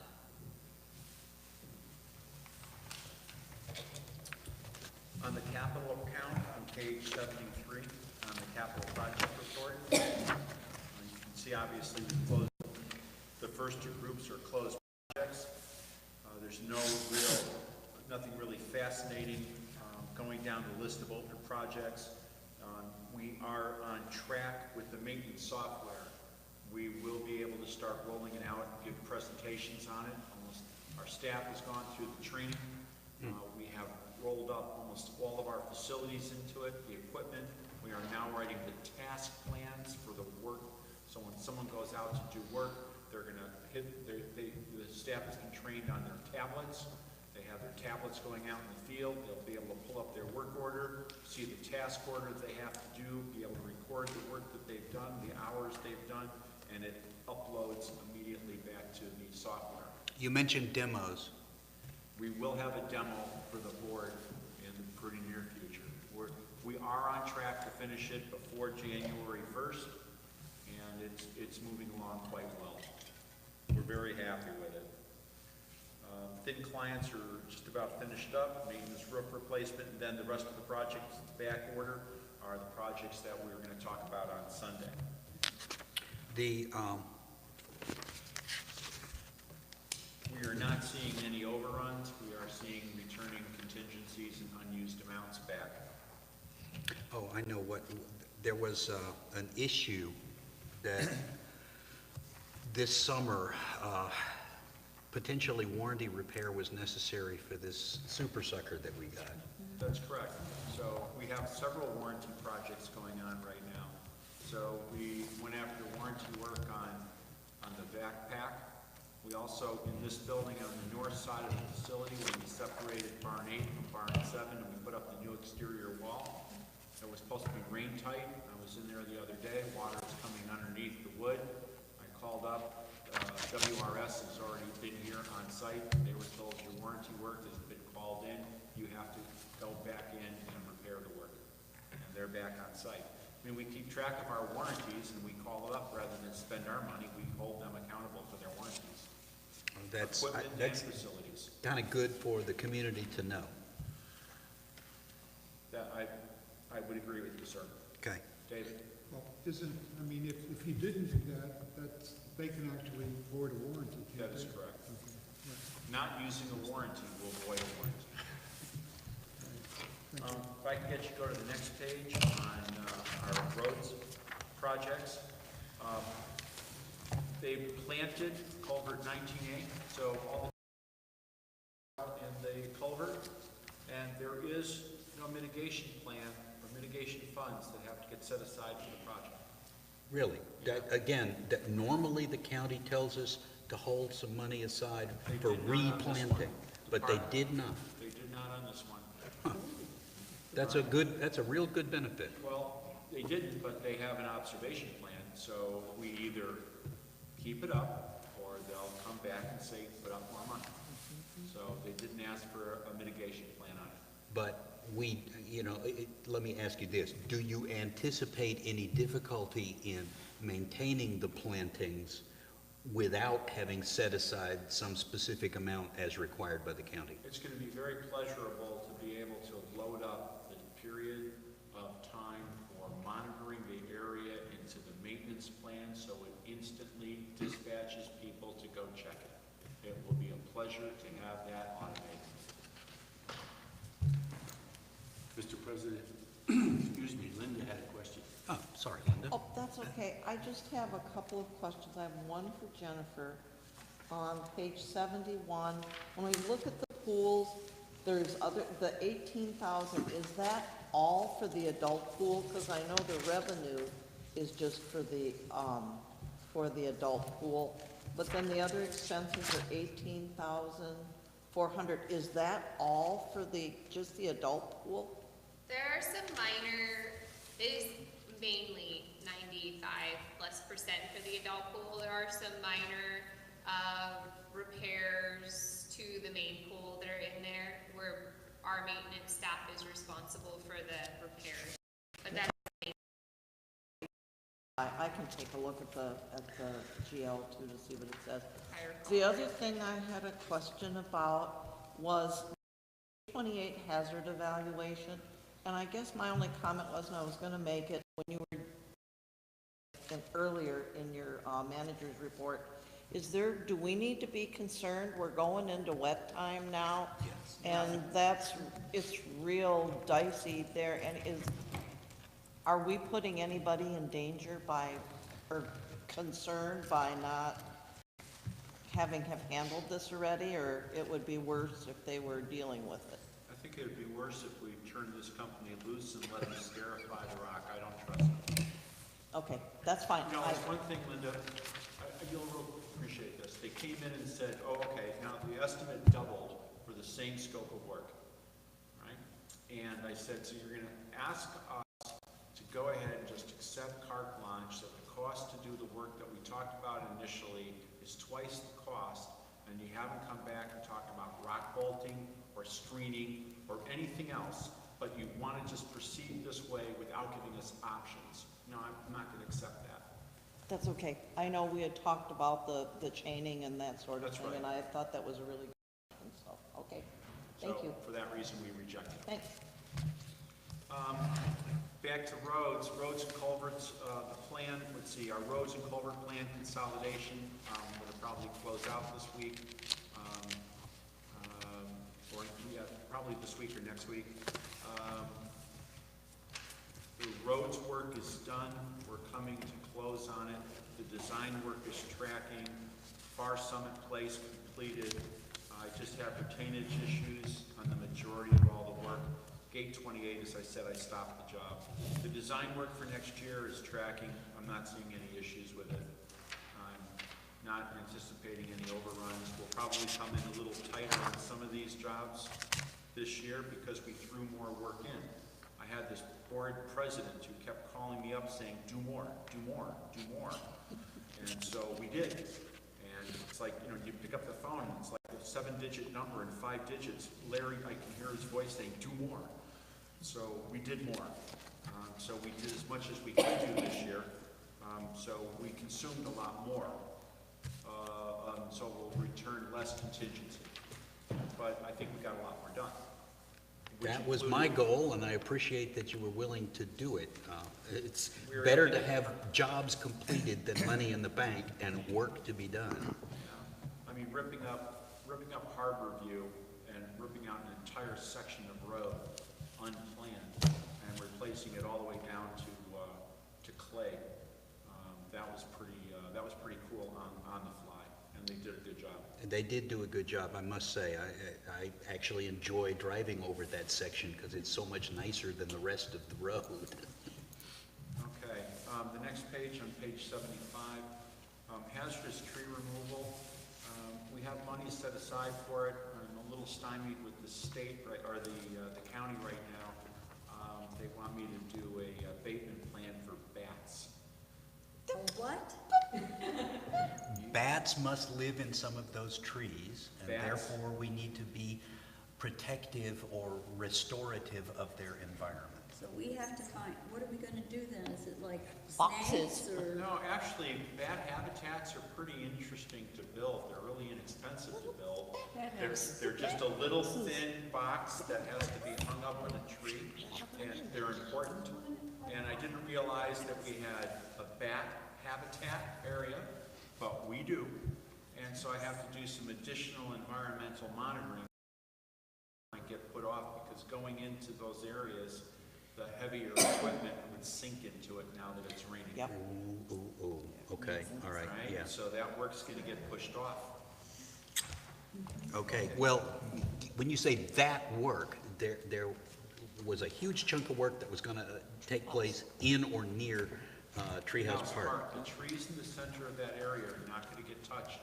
I will try to go after some of the other trees, but I have to get the contractor to reevaluate how his workflow would do so we don't increase our money to because of mobilizing, there's a lot of cost in mobilizing and demobilizing a crew of 12 people.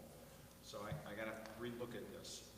Okay, so The that, environmental stuff for the pushes that. community to be aware that major tree cutting in Treehouse Park is somewhat on hold until we get better planning for how to deal with the actual workflow. Does the bat issue work in there as well? Yeah, it does. Okay, all right, so it's ecological and workflow purposes, especially now that there's a wet season. That's correct. Okay. We're not gonna make it on it because of the wet season. Okay. It was that voice on the phone saying war. Oh, I'm sorry, that's all. Oh, okay, thank you. Nevermore. Thank you, Ed.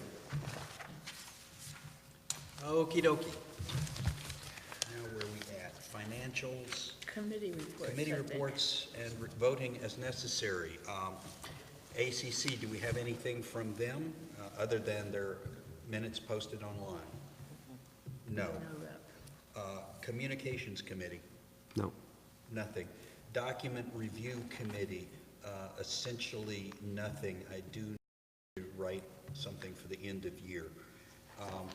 Emergency Preparedness. We did not meet this month. Ah, sorry about that. Long Range Planning. We met last month, and what is going to occur is, should be in the next page. No, it's the second blue page. Oh, the second blue page. Yeah, Ah, at the top of that. yeah, Formal there we acceptance. go. That's what happened to it. I thought it was in there. Okay. Second page of the agenda on the top.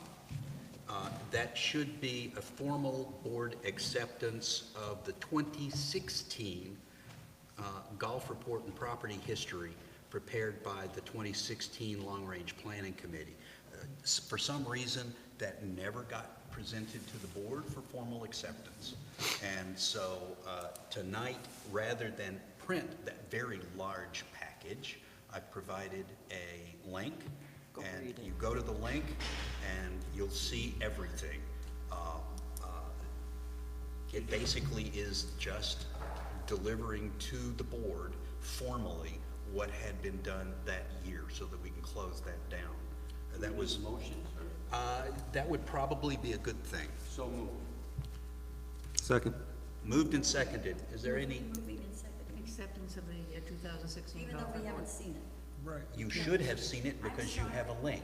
I know, I read everything else, that was the one thing I didn't get to. I was gonna say there was a lot to read this time. Yeah, I even read the consent agenda, honest, and I did not get this, I'm so sorry.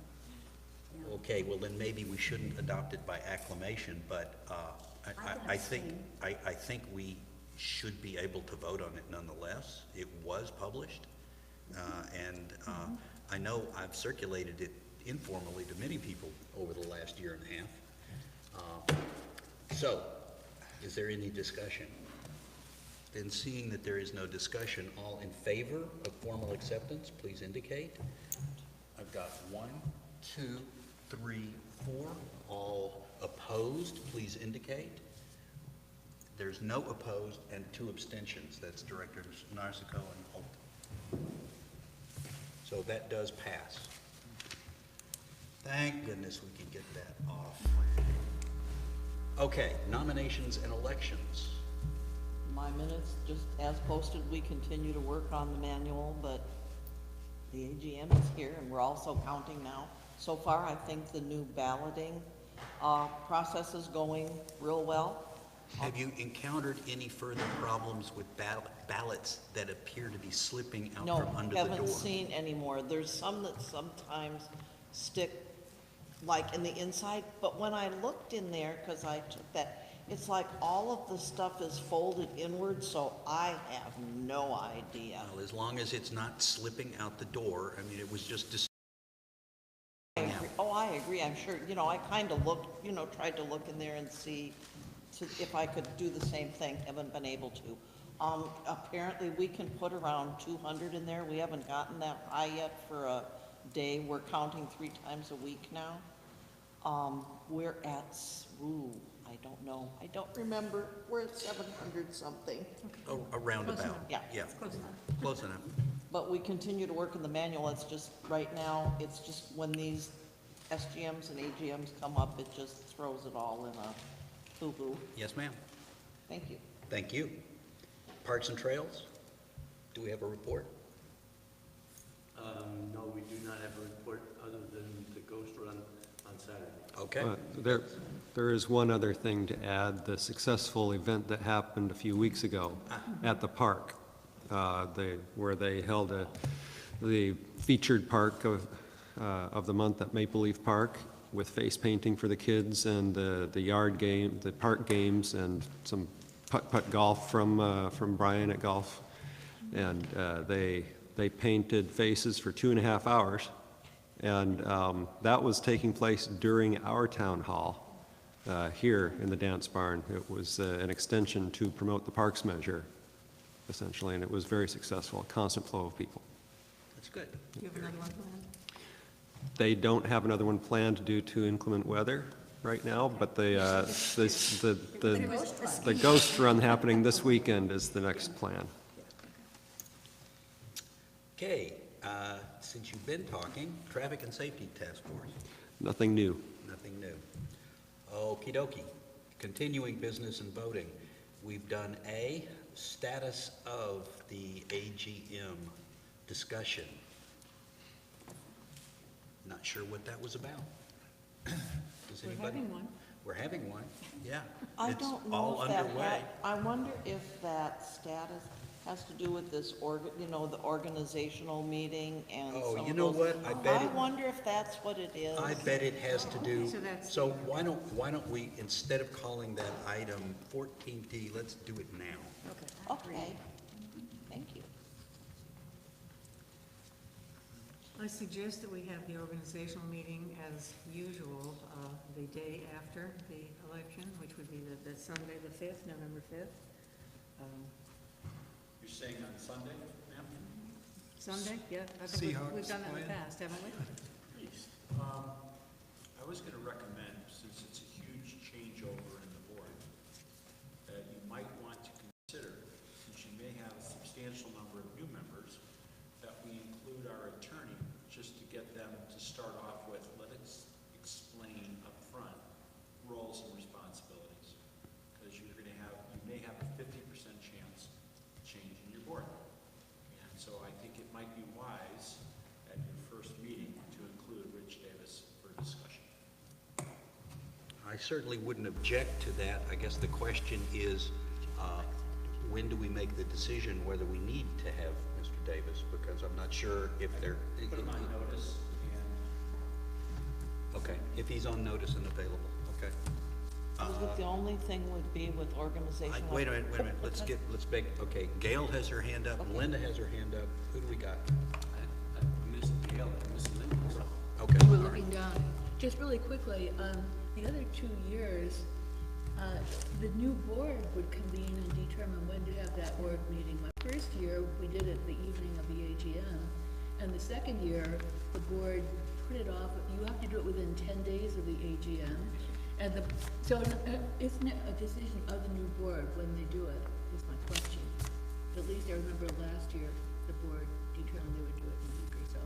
Good, that's a valid comment. I'm not sure what the appropriate answer is, but Linda wanted us to be aware that the issue needed to be addressed. So, I don't know who can answer that question, frankly, Mr. because... President? I'm- We have someone dying. Okay, because I don't recall the minutes, excuse me, the minutes, the bylaws saying who makes the decision. They just give a time window. And therefore, since you're talking... As of the AGM, this board no longer exists. That's right. The new board has no officers, so you're in no man's land. And to my recollection, it's always been kind of a decision of the outgoing board. You need a 48-hour notice. And a to four- post yeah, the and you meeting. need the So that would 48-hour mean we couldn't notice. have a meeting for 2 days because, if you wait, it's Unless you have it directly after the AGM. And then you still have to post that notice But I mean, after you the already know the date. AGM. meeting. So what I'm gathering from Mike's comment is that we can pick a date so that we can have notice, whatever that date is, whether it's the same day, the day after, or a week after, we can pick it just for the purpose of making notice available to the rest of the community. If we don't do that, then what I hear from Linda is that the new board doesn't necessarily have the appropriate authority to do it. Doesn't necessarily. I see her waving her hand, so she's not certain, but she's concerned. Mr. President, David. David? I think when we went through this, was it last year or so, when we had that delay, whenever you have potentially a pretty good changeover, that the concern was, do we want to at least have a chance to talk to some of the new folks to get a kind of perspective on who might be best positioned to be president, vice president, those kind of things. And there was that period, I think that was part of the thinking about, what was it, about a week later, if I'm not mistaken? Maybe that's too much, but there were several days that we had a chance to discuss things. Mr. President, Carol. I just wanted to make, I agree, last year we sort of postponed it because there was a large number of people, and I think it gave them a chance to sort of think through, because you don't know until the day of the election who's going to be on the board, so it can change everything. The only thing I wanted to point out was Tuesday is an election day. The Tuesday after our election is the national election day, and I just thought that might be a problem. I don't know, just mentioning it. Who else? Mr. President, Leslie. Don't be concerned about not having officers, because we have had attorneys' opinions in the past that the officers will serve until replaced. Okay, that works. Then I guess you would have to, after the AGM, I'll be still downstairs in the counting room counting out my money, my ballots. But then you would have, everybody would have to get together and come up with some sort of a timetable, but it's something that definitely has to be done and notice posted and everything else, that's all. If you choose to do it that way. Mr. President, Eric. Leslie said what I was going to say. Thank you. That's all, Mr. President. Okay. So, what shall we do? I need a motion. Shall we pick a date, or shall we leave it up to the new board? Well, I'll move that the new board meet the evening of the AGM and then determine, do they wish to select officers then, or do they wish to themselves set an additional date for that? It's an interesting proposal. I make a second, sir. Okay. Meeting the evening of Saturday, the 4th, to discuss how and when to select officers. elect officers. That's how I understand the motion. All right, is there any need for a discussion? I have one question, sir. Does that preclude November 4th being the day or the date of being able to name officers? Not at all. As far as I'm concerned, it does not preclude it. Thank you, sir. Yes, ma'am? Staff can put on that. Good. Just a I second. think that has to be an announced meeting. That's what we're trying to do. Yeah, we are, it would be an announced meeting. I think your clarification is that it's not just to discuss, but it's possibly also to elect officers, to discuss and/or.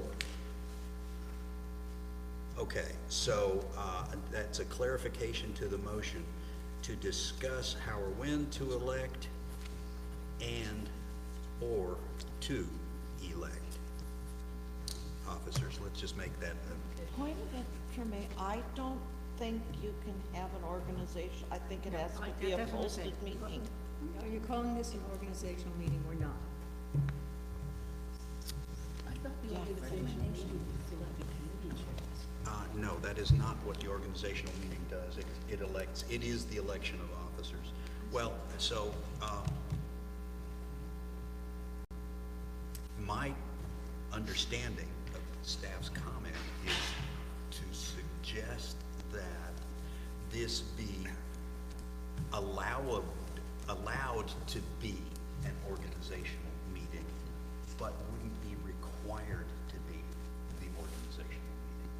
I find too much confusion, that it either is an organizational meeting or it isn't. Okay, now, that's a good point. Thank you, ma'am. Who else? Mr. President, we didn't hear Leslie down here. Oh, Mic- what Leslie microphone. said was she finds the ambiguity to be too confusing. That it either is an organizational meeting or it is not an organizational meeting. And so she is not in favor of making this a possible time for actually electing officers. I guess the question would be, just to try and address your point, whether or not it's allowable to have an organizational meeting that tabled an election to another meeting. Personally, I think Roberts would allow that.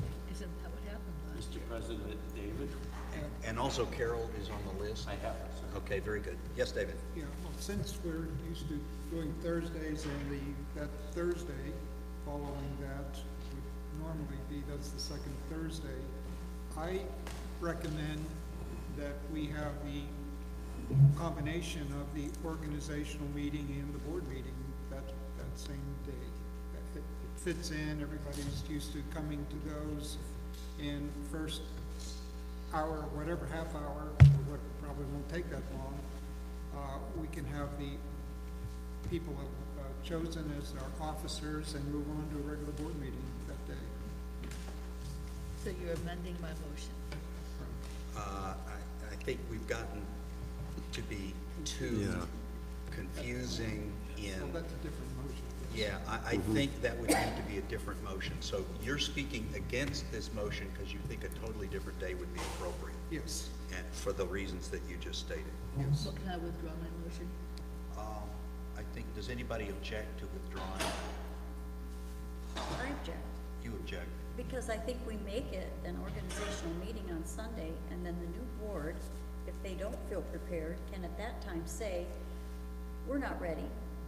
We'd like to reconvene on Tuesday or Wednesday or something else. As I just mentioned, we tabled the election for, It's up to them though, not us. right, That motion states that it will be held right after the AGM, not on Sunday.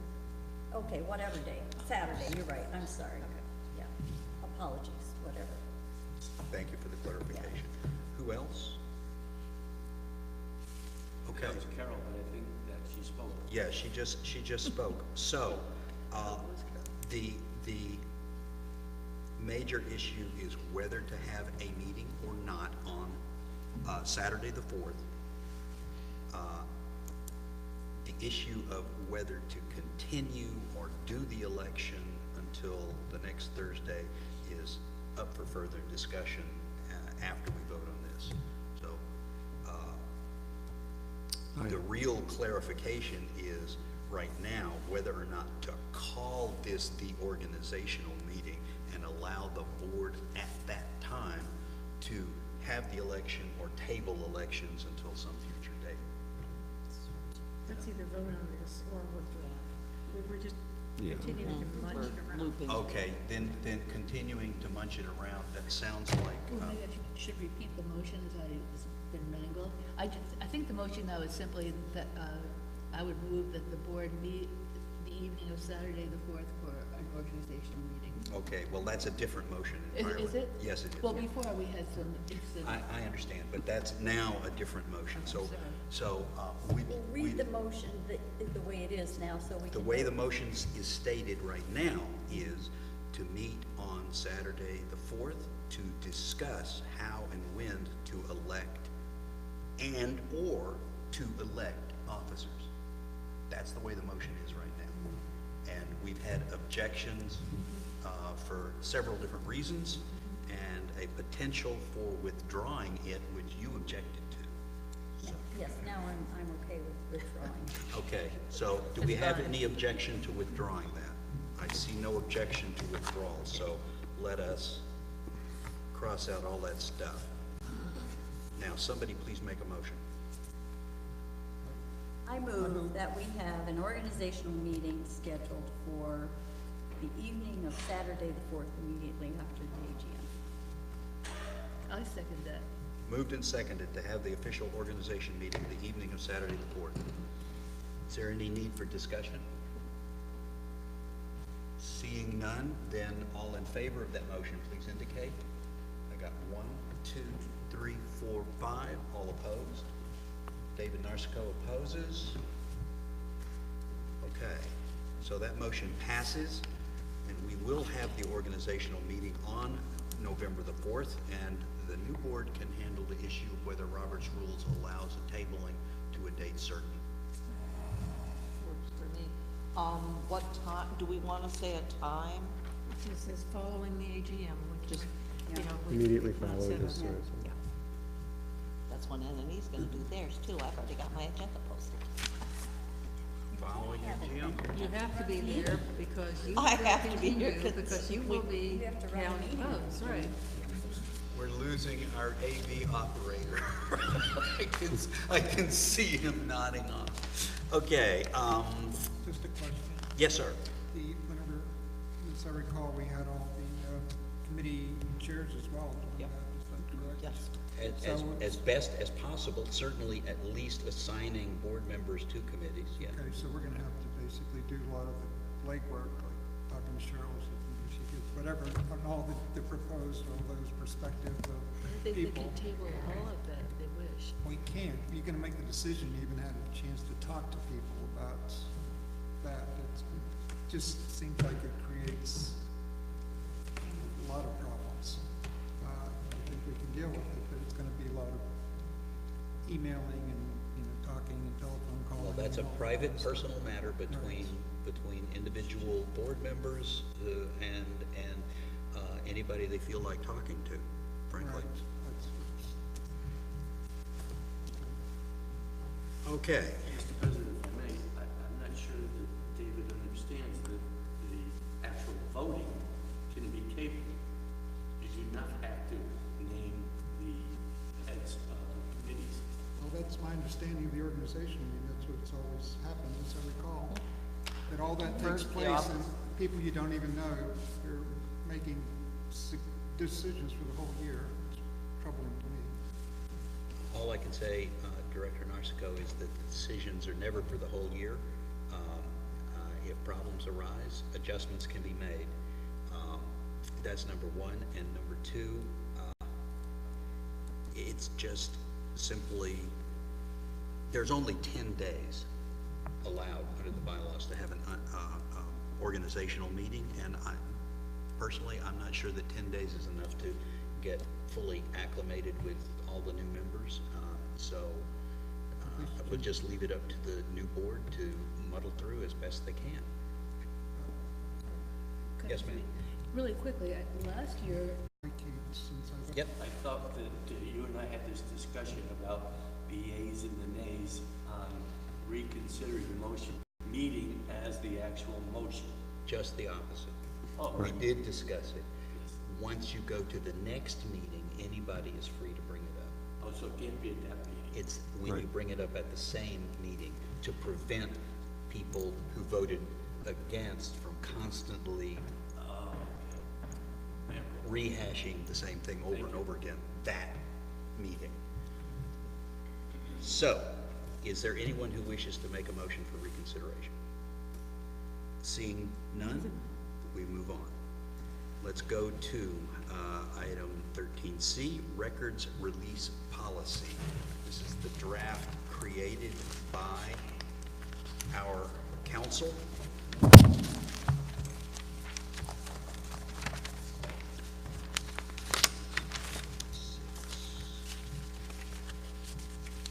There we go. And you'll see that start on page 76. And then the very lengthy policy and procedure thereafter. So, plus a form on page 83.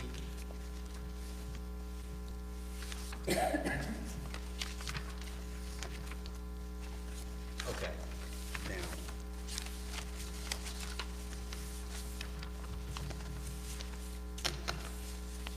the actual motion that could be considered, hasn't been made yet, addresses itself to no particular policy, but my understanding is that right now we have two items on our books. We have a policy that was dated 2010, I'm sorry, not 2010, 1995, but might not actually have been put into place until 96. And we have, just a couple of years ago, maybe the year I was off the board, a procedure for accessing. This would replace both of those. That is my understanding. Is there any correction to that? Okay. So, it is not stated in the document, but I believe that would be the impact of this action. So we need a motion. I make a motion to approve this policy as submitted. Moved and seconded. Now, discussion. Linda? And Gail, I saw her hand too. Yes, ma'am. I guess the whole policy is rather disturbing to me. It's in just the adoption of it that gets signed by all the directors. It says, whereas RCW 6438045 requires a homeowners association to make certain records of a homeowners association. That's just very subjective. What the actual thing says is, it says all records, if you look at 6438045, you know, it directs that all records of the association, including the names of addresses of owners, etc. And it's like, we talk about that, but it's really vague. And I think that's what, when we originally talked about rewriting this, was to make it a little more definitive. You know, we're still at that point of what's available and what's not. And in the policy itself, it references 2403 and also 6438, but then there's RCW 4256, which is the Public Records Act, or dealing with federal, you know, the law for release of information. And it actually talks about it, even though in the beginning of this it doesn't reference it, it talks about later on that records exempt from disclosure limited by state law or federal statute, and yet we don't honor the federal statute when we're putting the precursor to this, and it's just sort of, I don't know. I can respond to that in the following way. Okay. The resolution does not control the actual policy and procedures. The Okay. resolution uses the phrase certain records Yes. to indicate that they're within the whole penumbra of state and federal law. Most records are available, but some are not, such as homeowner telephone numbers, and things controlled by HIPAA and any other relevant policies, such as the RCW that you cited. So this just says there are some documents that are available, and those shall be made available pursuant to this policy. The actual policy is what controls. Now, the policy makes specific reference to the HOA Act and the Nonprofit Corporation Act, but makes general reference to anything else that's applicable, because those other things are really, frankly, too numerous to name.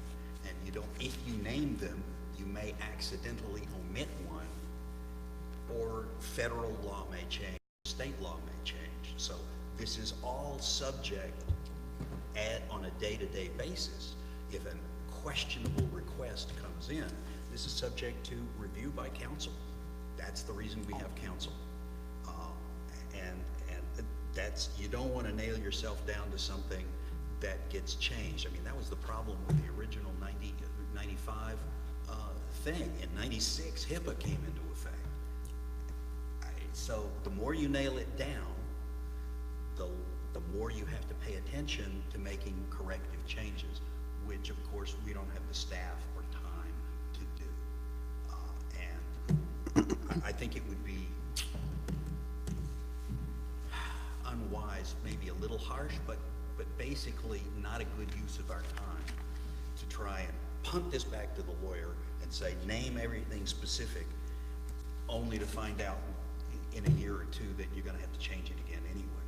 And I don't know, it's just interesting that, like I say, we put this down to very specific RCWs and sections, and yet we talk about other federal statutes and stuff later on, and yet we really aren't, even in the policy and procedure, acknowledging them other than in a very vague way. You know, for instance, it's like in definitions, number 2, an exempt record includes all SVCA records that are specifically exempted or prohibited from disclosure by state or federal law. But you're not quoting any federal law. You have a couple of state laws here that says what we are entitled to, but actually the Public Records Act kind of talks about exclusions, and so does the federal statute. I will remind you that the That's all. Public Records Act does not apply to Sudden Valley. It only applies to municipalities and county governments, and perhaps also special districts like the Water District, et cetera, so that wouldn't even be an applicable statute.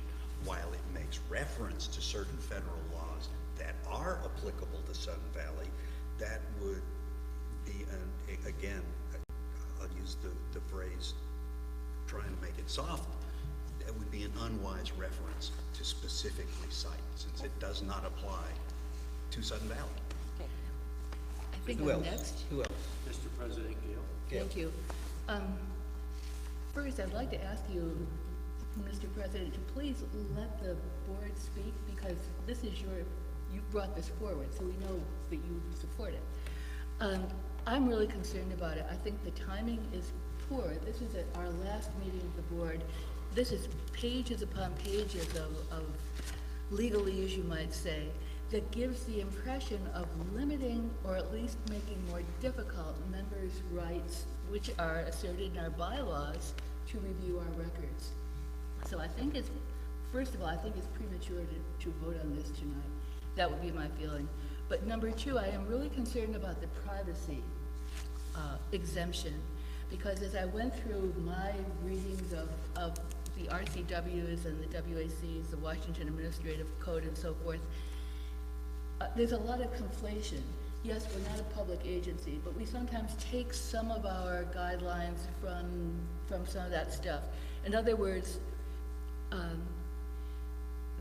there is a right to withhold information because of privacy, but it also states that an exemption should be narrowly construed in favor of disclosure. And the exemption from disclosure should specifically exempt a record or portion of a record.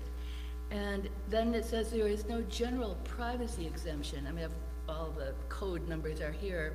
Privacy is defined as the disclosure of information that would be highly offensive to a reasonable person and is not of legitimate concern. Certainly, From where are you reading? I'm reading from this Washington Administrative Code. I'm trying to give some background for, I feel that the way that Rich Davis has crafted this at this time will be used to deny information which in a lawsuit or some other venue would perhaps be found not to be exempt.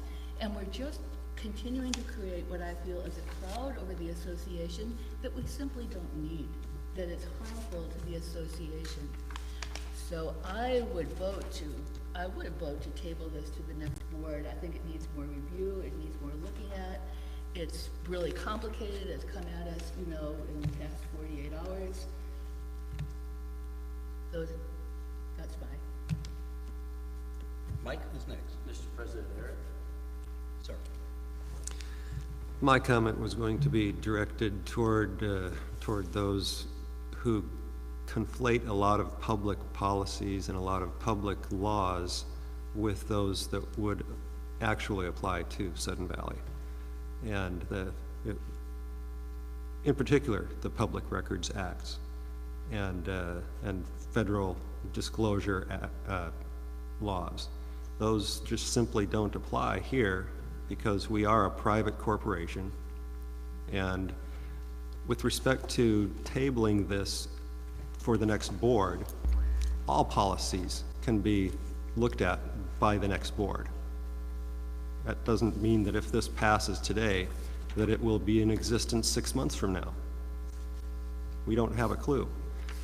But the fact of the matter is that we have a policy and guidelines on the books right now that are questionable in their ability to even give the sense of allowing our members access to these records. They are more restrictive than the law. And this policy that's being proposed today allows the law to control, it allows members to know exactly what the process in requesting information would be followed to get them what they need. And that's something that we simply don't have right now at all. So this fixes that. Mr. President, David? David. Yeah, that's a good point, Eric. The sense that the next board could, in effect, the very first, next meeting could make the adjustments. So from that vantage point, that's a good point. The thing that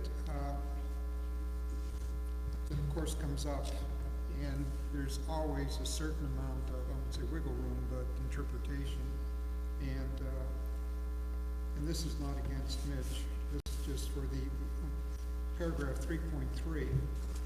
This is for anything, really. The business about that person. It says the general manager is allowed to deny the request until such time as the requester can narrow the scope. And from what I've heard, oftentimes you get hit with, I want 3,000, whatever the case is, and how do you deal with that? The sense is... It happens. It happens. I've got one right now. It's just like I want any and all. Like that, sorry, too big. Yeah, and that's where what happens is that you get condemned, or whoever would be in that position, because somehow the GM now is taking over the control of that and making that kind of judgment. But I'm not sure there's a way of getting around it, because the reality is this, the wording we have here might be as good as it gets with regards to addressing that issue. May I comment on this? Sure. It is a difficult thing when someone sends a request in to say, I'd like all your records pertaining to. Okay, you want to just come in and empty out the file cabinet is part of the attitude, because I don't know where you're going to start and where you're going to end. And so even with the Public Records Act, you have to be very specific. And I think that we need specificity, otherwise people are just going to be writing up requests, and we're going to be bogged down in needless paperwork, looking for answers that are not specified. Mr. President, Leslie? Yeah, this basically speaks to the things that control our actions, like the state law and the federal law. And I don't know how much more specific that we can get. We have to conform to these outer rules and regulations that come to us, and to try to, again, lay down, you can do this, you can do this, but you can't do that. That will change with the whim of the next Congress or whatever. And so I think that this is as good as we're going to be able to get. It allows everything that the state says we have to do, and it prohibits things that the state says we can't do. I mean, okay, so I want to decide, I want to go, and I want to find out from the association the payment records for everybody on my street. Have they all been paying dues? Is that legal? No. But what, I'm sure somewhere in the state it says you can't do that, so. We may leave that into a policy. Any other comments? No, sir. Question has been called. So, again, the motion is to essentially replace the existing policy and the existing procedure with one document, both the policy and the procedure. Well, point of order, there are some holes in the document, costs, charges, and all that. They're just blanks. Those are always to be determined at a later date. Those are not a procedural problem at this time. So that is the motion? Yes, ma'am. One of the things I wanted to speak to, and I could be wrong, there's, let's see, it's number 7B. And I think David originally, when we were looking at this before, it had to do for staff time for searching for and collecting. And it says that the records will be billed at the rate of so much per hour. And I think we talked about giving a certain amount of free time, and then if it goes beyond that, and I think it's somewhere, and I don't remember, but I remember David talking about it, and we included, I can't remember if it was 15 minutes or 20 minutes, something like that. Did we call the question? I don't remember where they, yeah. Are we out of order? It seems to me that we're out of order talking about a matter that should have been raised before. I'm sorry, I'm just reading. I understand. And so I'm not chastising at all, but No, that's okay. a point of order has been raised. And so the comment is out of order. And I will say, though, that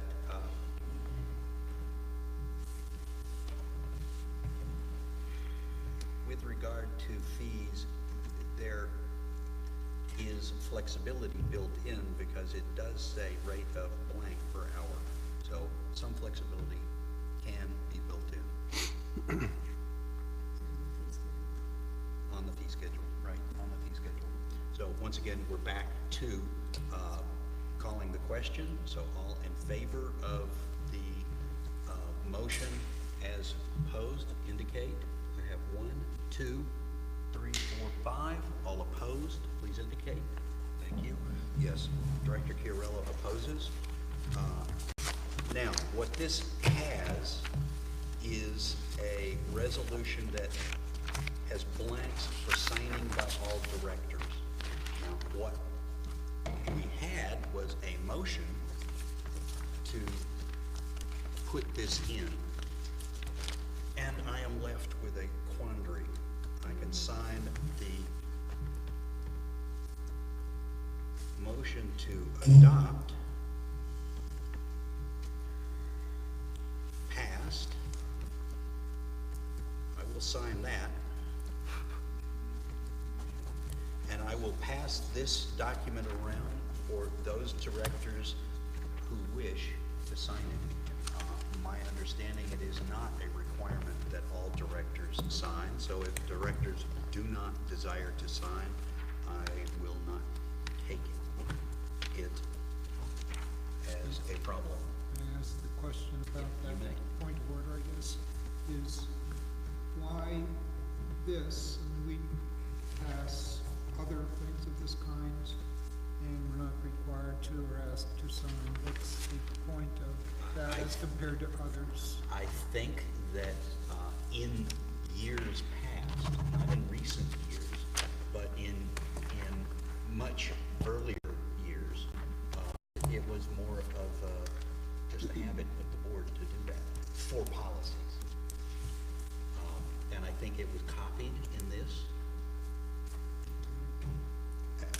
There's certainly no statement in the bylaws or the restricted covenants that says, that differentiates between a policy, a procedure, a rule, and a regulation, such that all directors have to sign one or more of those, but the others are exempt. It was just a practice that had been followed in the past. Now, since anything like this that we do, whenever a motion is made and we pass or reject it, and the way we're doing it now, everybody's name is on those things, so whether we sign or don't sign, I mean, we're on record for our position on those particular, whatever it is, any motion.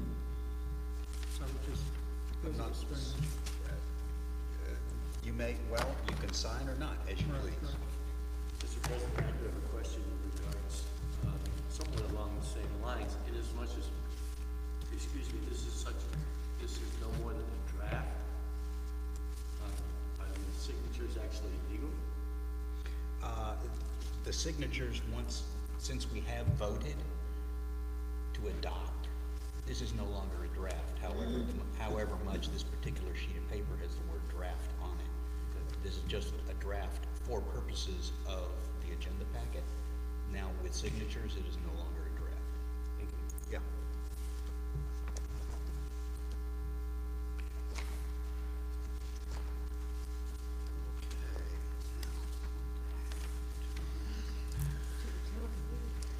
Now, let us go to new business and voting. And we have a telecommuting policy, and I'm gonna need to borrow somebody's page 84.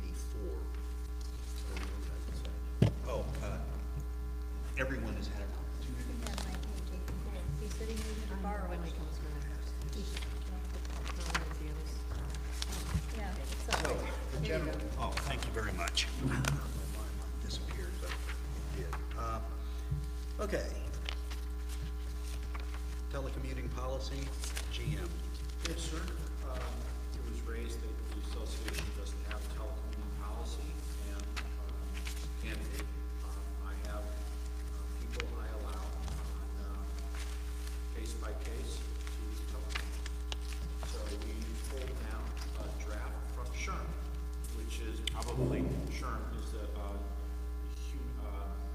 Strategic Human Capital Organization. So it's the professional organization for resource management, human resource management. So we pulled down one of their work standards and adopted it for Sudden Valley. It's actually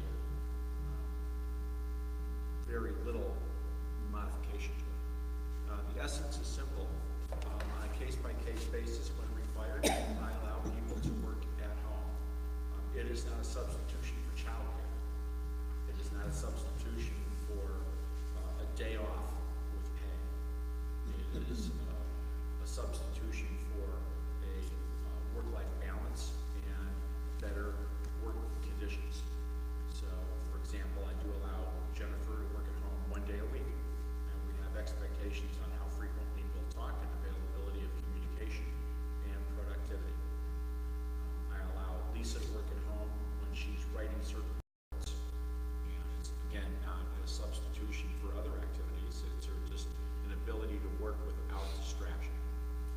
I do require them to have a separate work area, as I think that is the professional thing to do. You cannot be able, if a person found that their most productive time was sitting under an apple tree outside in a cool breeze with a laptop, and I thought that was a productive way for them to work, I would say, sure.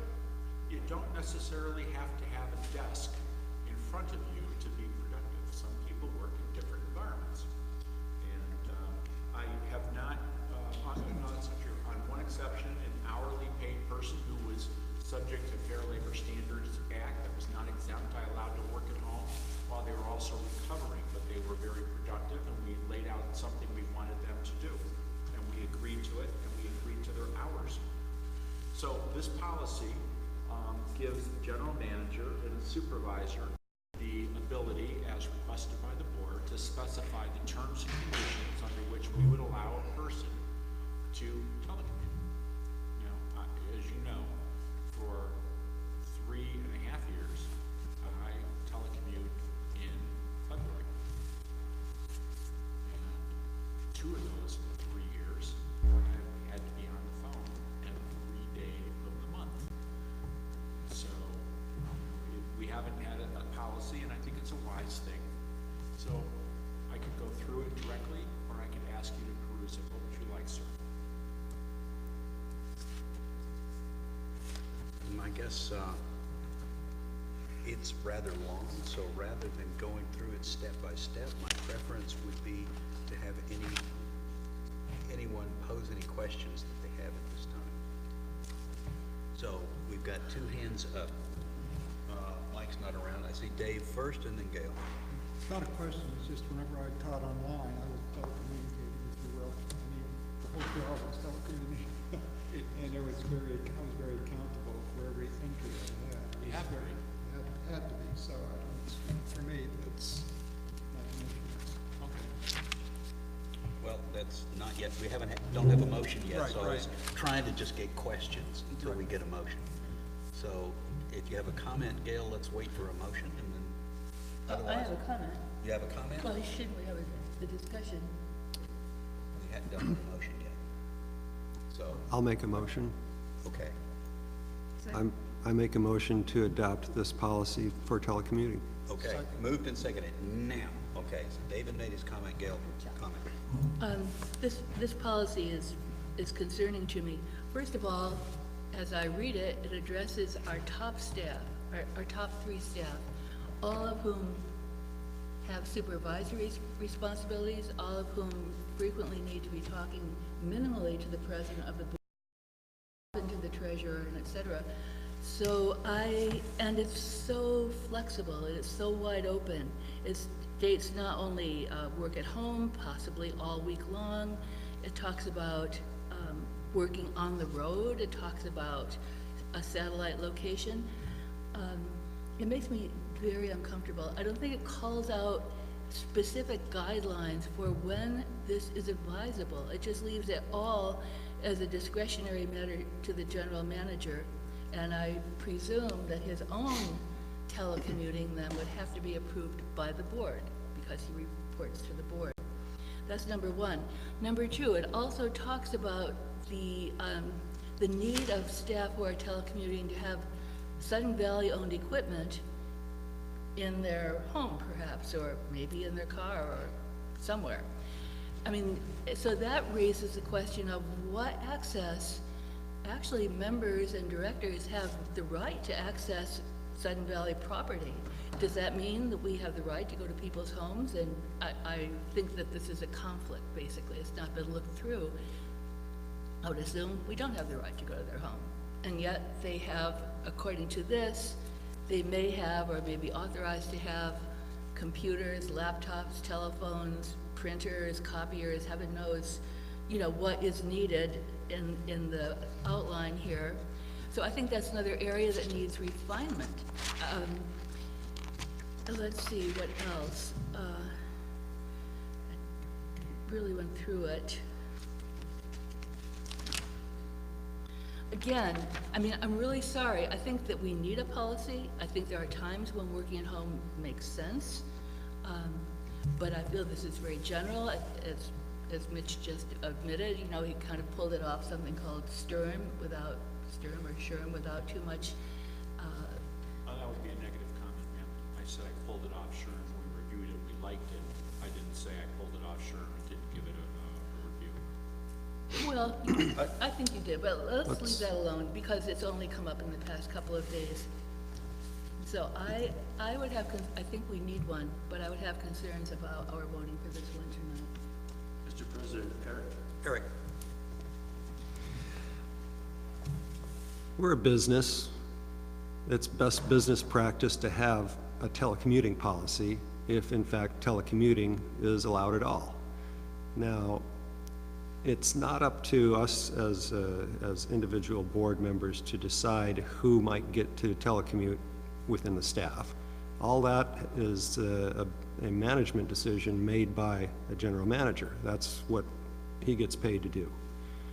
And for any business, management knows which staff, which positions, which individual staff members have that level of personal responsibility and self-control to be able to manage themselves in their environment in a telecommunications type of setting.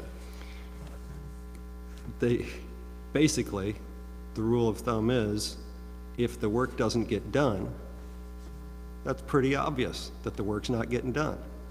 And therefore, a change would be made by management. They track these things. telecommuting is a big advantage to an organization when it can be done successfully. It allows for us to not have to pay for the electricity for the computer that's being used, for example. Just little things like that, but they all add up. And so I absolutely support telecommuting when it's allowed and actually successful. It's something that we need a policy for, though, so that there are guidelines for both management and the individuals that are telecommuting to know what are the bounds of the allowance. So I support this policy.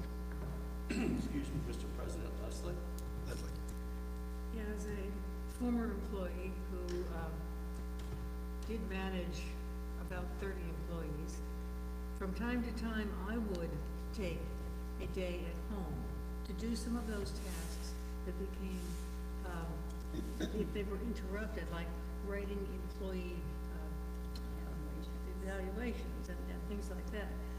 Maybe setting down the beginning of a new project plan.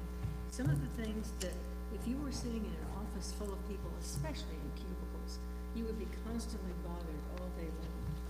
And it would be more efficient for me to work at home. And therefore, I believe that telecommuting is a valid thing. It is a beneficial thing in a lot of cases.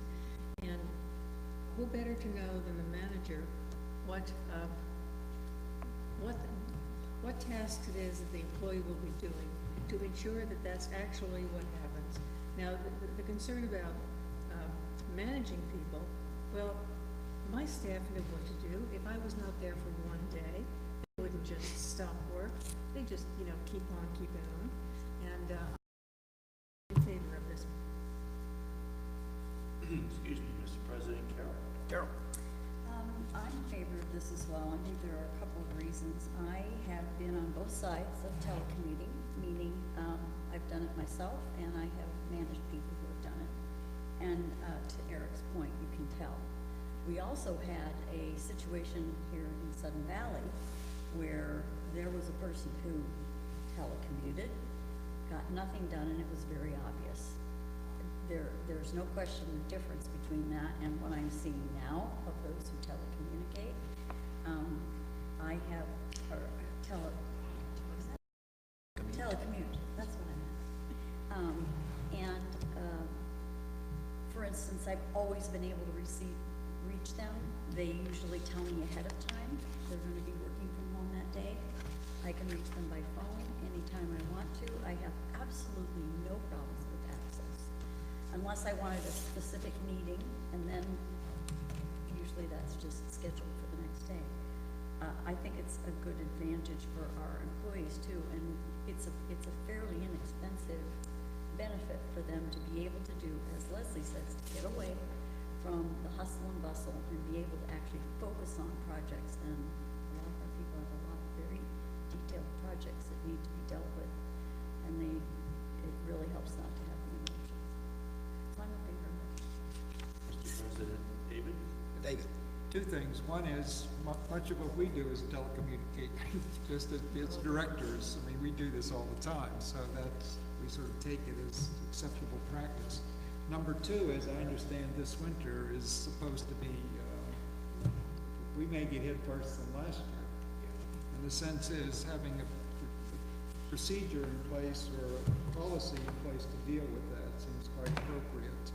And even though one might argue about this, that, or the other thing, well, this creates this kind of problem or whatever, again, the people that you have doing this are people that have the responsibility. Usually you don't assign somebody that you don't see as being able to handle that. And normally there are objectives, more of which oftentimes it's hard to keep up with all the objectives and the things you guys are doing, so you know if something's not getting done. To your point, Director Holton mentioned that we had a person that was doing telecommuting before during the conversion, and we really quickly dialed in that this person was not really working at home, terminated that. I mean, productivity is productivity, and is with women and children. I mean, the sense is there are certain kinds of, this isn't sexist or anything, it's merely reality. There are times people have to deal with those kind of issues. You've got a policy in place, you just keep moving on and you work within that realm and get the work done. So, does everyone here, just point of order, does everyone here know that there's a crib in Jennifer's office? And so when she came back to work, this was a big thing for me as a manager. I really wanted to allow one of my employees who was having a child to reemerge back in the workforce by bringing their child with them. And what we discovered is the office was quieter when Jay was in the office. This is beyond the pale. I mean, it's really off point. Actually, my point is, it's actually on point, sir. She would not telecommute and bring him to the office, as well as she would also work at home. I mean, she could work at home as easily as she could, but she emerged back in the office, into the work area. Telecommuting provides a lot of benefit. Mr. President, Linda, can you call the question, please? Hi, I just have a couple of questions on this. We say that we will provide any telecommuting staff with equipment and stuff. I know we've gone to thin client. My question is this gonna be an extra expense if you have other people that want to telecommunicate, that you would have to get somebody a laptop, or you would have to install, I see 3 on some of these laptops. Is there an additional expense there? There's one question. Do you want to answer that, or you want me to write them all? Well, Linda, I'm surprised by your question, because we're doing the thin client conversion, so all the thin clients are going away. Oh, okay. Not So- going but- to, okay, going away all from. right, but I'm sorry. So I guess people what I'm actually, trying to, the admins all have laptops now. and that's what I'm saying. So if you get somebody that would like to take advantage of telecommuting, that normally doesn't have a laptop, because I think, well, I don't know about who all has them now. And maybe that's the expense that's what I'm asking. Is that the expense that's already been put to the association? Or in theory, would you have to have other laptops and docking stations and stuff for other people? Good question, ma'am. That's So all. we have 2 extra laptops, but almost everyone now is either on a desk machine or a laptop, and the people who are on desk machines are pretty much federal wage law hourly, and this would be a rare event that they would actually be working at home. Okay, the other question I had deals with number 4E, and I just don't understand half of this. It says, upon termination of employment, all company property will be returned to the company unless other arrangements have been made. Because normally, if you have stuff signed out to you, keys, anything like that, you have to return it all before you ever get your final paycheck. Yeah, I think that's talking more about consumables. I mean, look, if you had some pens at home, you know what, you can keep the pens, but I want the computers back, please. If I could just point of information, I used to telecommute for my company. When I decided to retire, I had a very heavy printer that cost about $300. It would cost me $150 to ship it back. And so they said and it was 4 years old. So, I mean, that is the sort of thing. All right, okay, I didn't understand that at all. That's actually a really good example. I had an obsolete huge monitor with a big tube in the back, and they said, no, don't. Then the only other thing is you had said that you allow Jennifer to work from home 1 day per week. I assume that's at a certain scheduled day, and she has a schedule of hours? Because I've looked at this too, and a lot of times there's an agreement of these are the hours that I work, I will be, available, like during the hours that Sudden Valley is open. If somebody would call and say, I want to talk to the accounting manager, that sort of thing, Same thing. Okay. And so the schedule's real simple, because we have board meetings on Thursdays and finance meetings on Wednesdays. On the weeks where she has a finance meeting, she works at home on Thursdays, and on the weeks that we have, she works at home. I just was wondering, because it's just, sometimes I'll wonder if, for instance, the other day when I went in and counted, I wanted to talk to Lisa, but she was working from home that day. And it's like, I don't know, but I go, all right, well, I remember this tomorrow, and then sometimes I'll send an email, and if I don't get an answer, then I'll, get back and go, haven't got answered to this yet. Yeah, I think, Linda, one of the things about the policy, I think that's right, is to be able to establish a lot more firm protocol. And so one of the things I think I'm gonna have them establish is on the days that you're scheduled to work at home, your phone will transfer to your home. Oh, wonderful. Okay, that works. Thank you. Any further questions? Comments? Call the question. Questions called. So, all in favor of the motion to adopt this telecommuting policy, please indicate. I have 1, 2, 3, 4, 5. All opposed? 1. Director Chiarello opposes. And so the policy is approved. So I would just say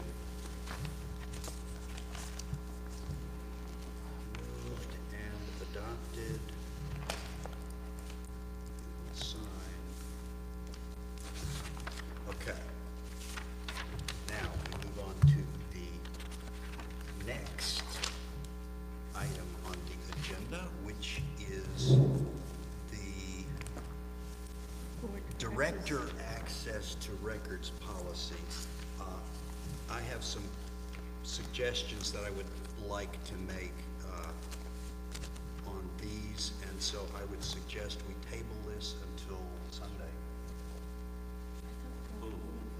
We're not having, We we're not, weren't gonna have a real long meeting. no, and this shouldn't be a real long meeting, once I make the suggestions that I make. Can I get that in the packet so I can put it in the packet? Oh, heck yes, Okay, absolutely. so I'll have that in the packet. We have the packet ready to go. Yeah, you'll have this, I hate to say it, but I'll do it tonight. Checks. Okay, so, You're tabling it, but It hadn't even Do been more, made yet. Mitch. Hadn't even been made yet, but I'm still postponing it. You have a question, I Mr. do have a question. I mean, some of this addresses records inspection, but the It's been last couple tabled, of hasn't it? paragraphs seem to address a whole bunch of. Point of order. Ma'am, those are possibly going to be corrected. They are very likely to be changed. This is not ready for prime time.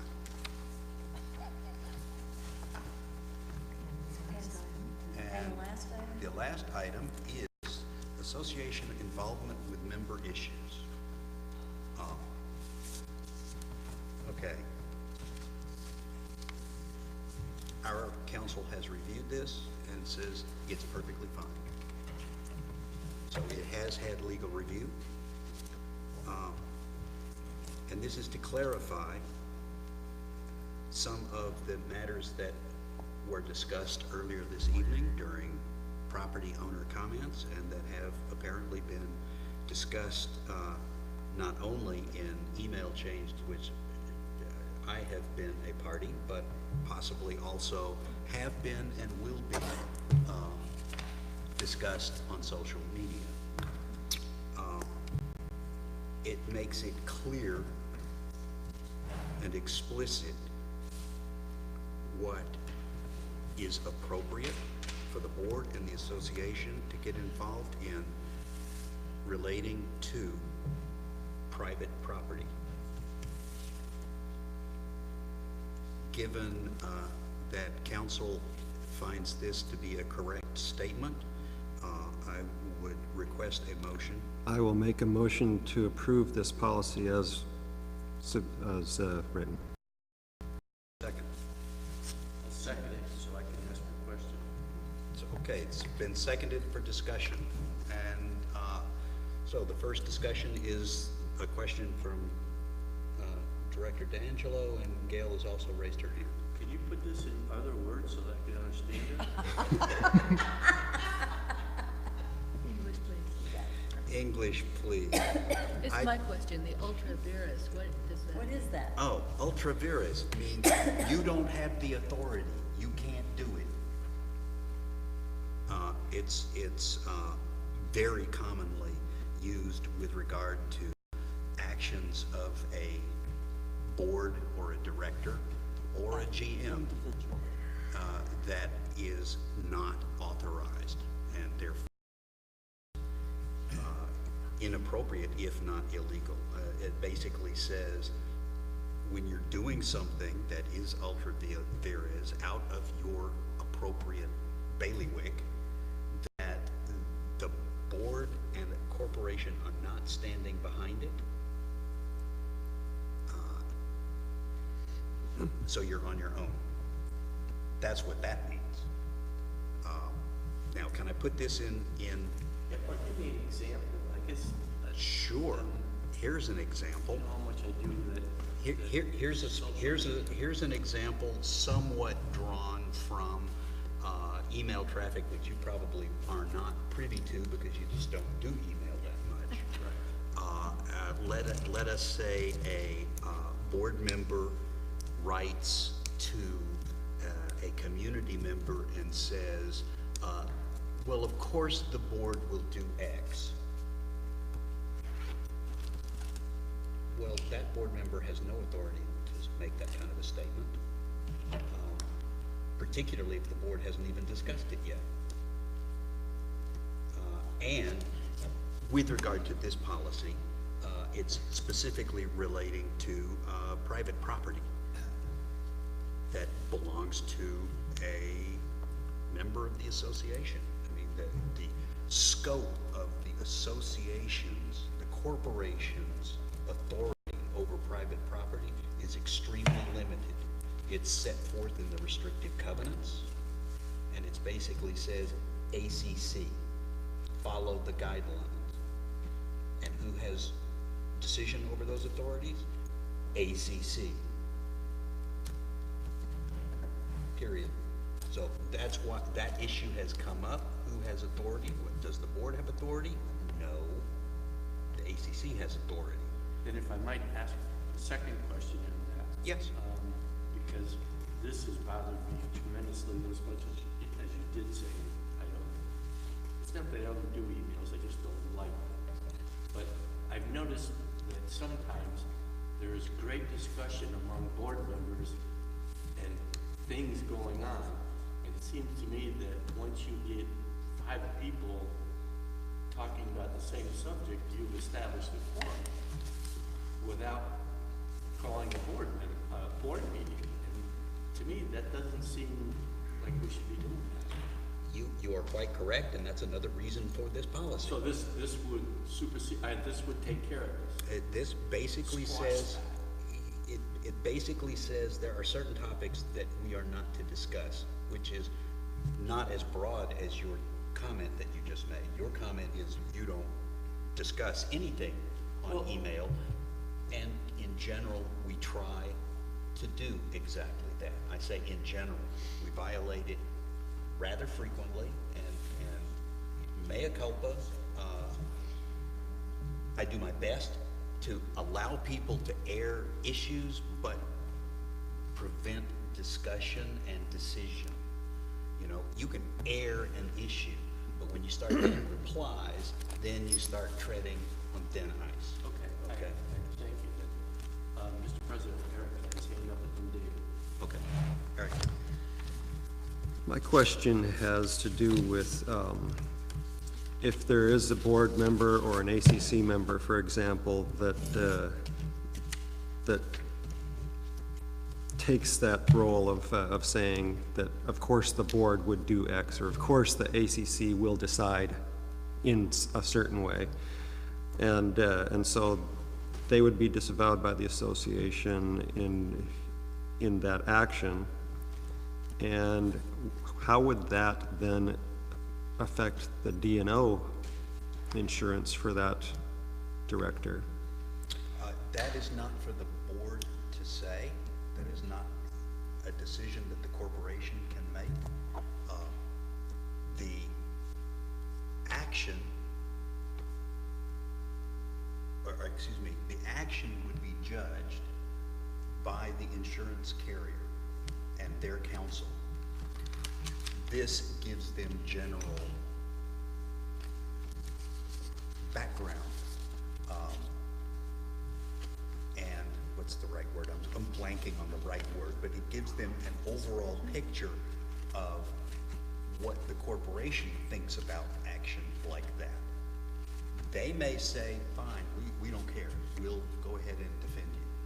They may not. That's not for not for us to say. Thanks. Context is the word I was looking for. Thank you. It's late for me, thank you. Who else? David? As a board member, sometimes, I mean, for example, a while back with Roy in that piece of property, that easement between properties. I know Let's try to avoid mentioning names. Okay, but that was an issue that wasn't controversial. You know, we worked up in, it wasn't an issue, but I'm on the board, and, you know, I ended up talking to him about it. I didn't say the board was gonna do this or that. The sense is, you know, came and that But you wasn't. brought it to the general manager, Right. and it was a brokering issue for the association to discuss with the member taking the property back. Talking to your neighbors is talking to your neighbors, but you didn't come to the board and say, we need to do this. You got it to me, which is the correct venue. Right, and that's because This only addresses right. statements that could be misread by the community as being official statements when they are not official statements. And in particular, statements about an issue, private property, that is of extreme sensitivity, legally sensitive. Mr. President, call the question. Questions called. Then without objection, all in favor of the motion, please indicate. I have 1, 2, 3, 4, 5. All opposed?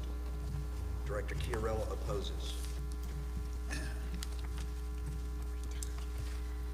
Almost. If I'm understanding that correctly, that as long as we're not using, just as you mentioned, I'm speaking for the board on issues, we still carry on our normal neighborly kind of activities.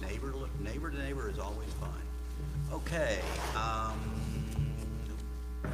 Property owner comments and board response. Hanging out. And she dashes to the podium. It's only 5 hours. Only 5 hours. Cheryl Taylor, 6 Caddy Lane. I just have to tell you, I am thrilled beyond belief to hear that Area Z is being taken care of. And I want to actually thank Mr. Waterman for all of the work that he's put in on this. It's outstanding. And so I want to say thank you. That's really great. Thank you. Any other homeowner comment? Thank you so much for attending. Okay, so. The only other thing I will say is that I would like the 4 members who sat in on the full board appeal to hang out afterwards, and we'll finish our deliberation. Okay, so what that means is we've had a request to go back into closed session only for the purpose of the board appeal hearing, and so that does not require the presence of directors Chiarella, Brown, and Trower. And for all other purposes, then, may I have a motion? Motion to Motion to adjourn. adjourn to closed session. A motion to adjourn for all other purposes and go into closed session only for appeals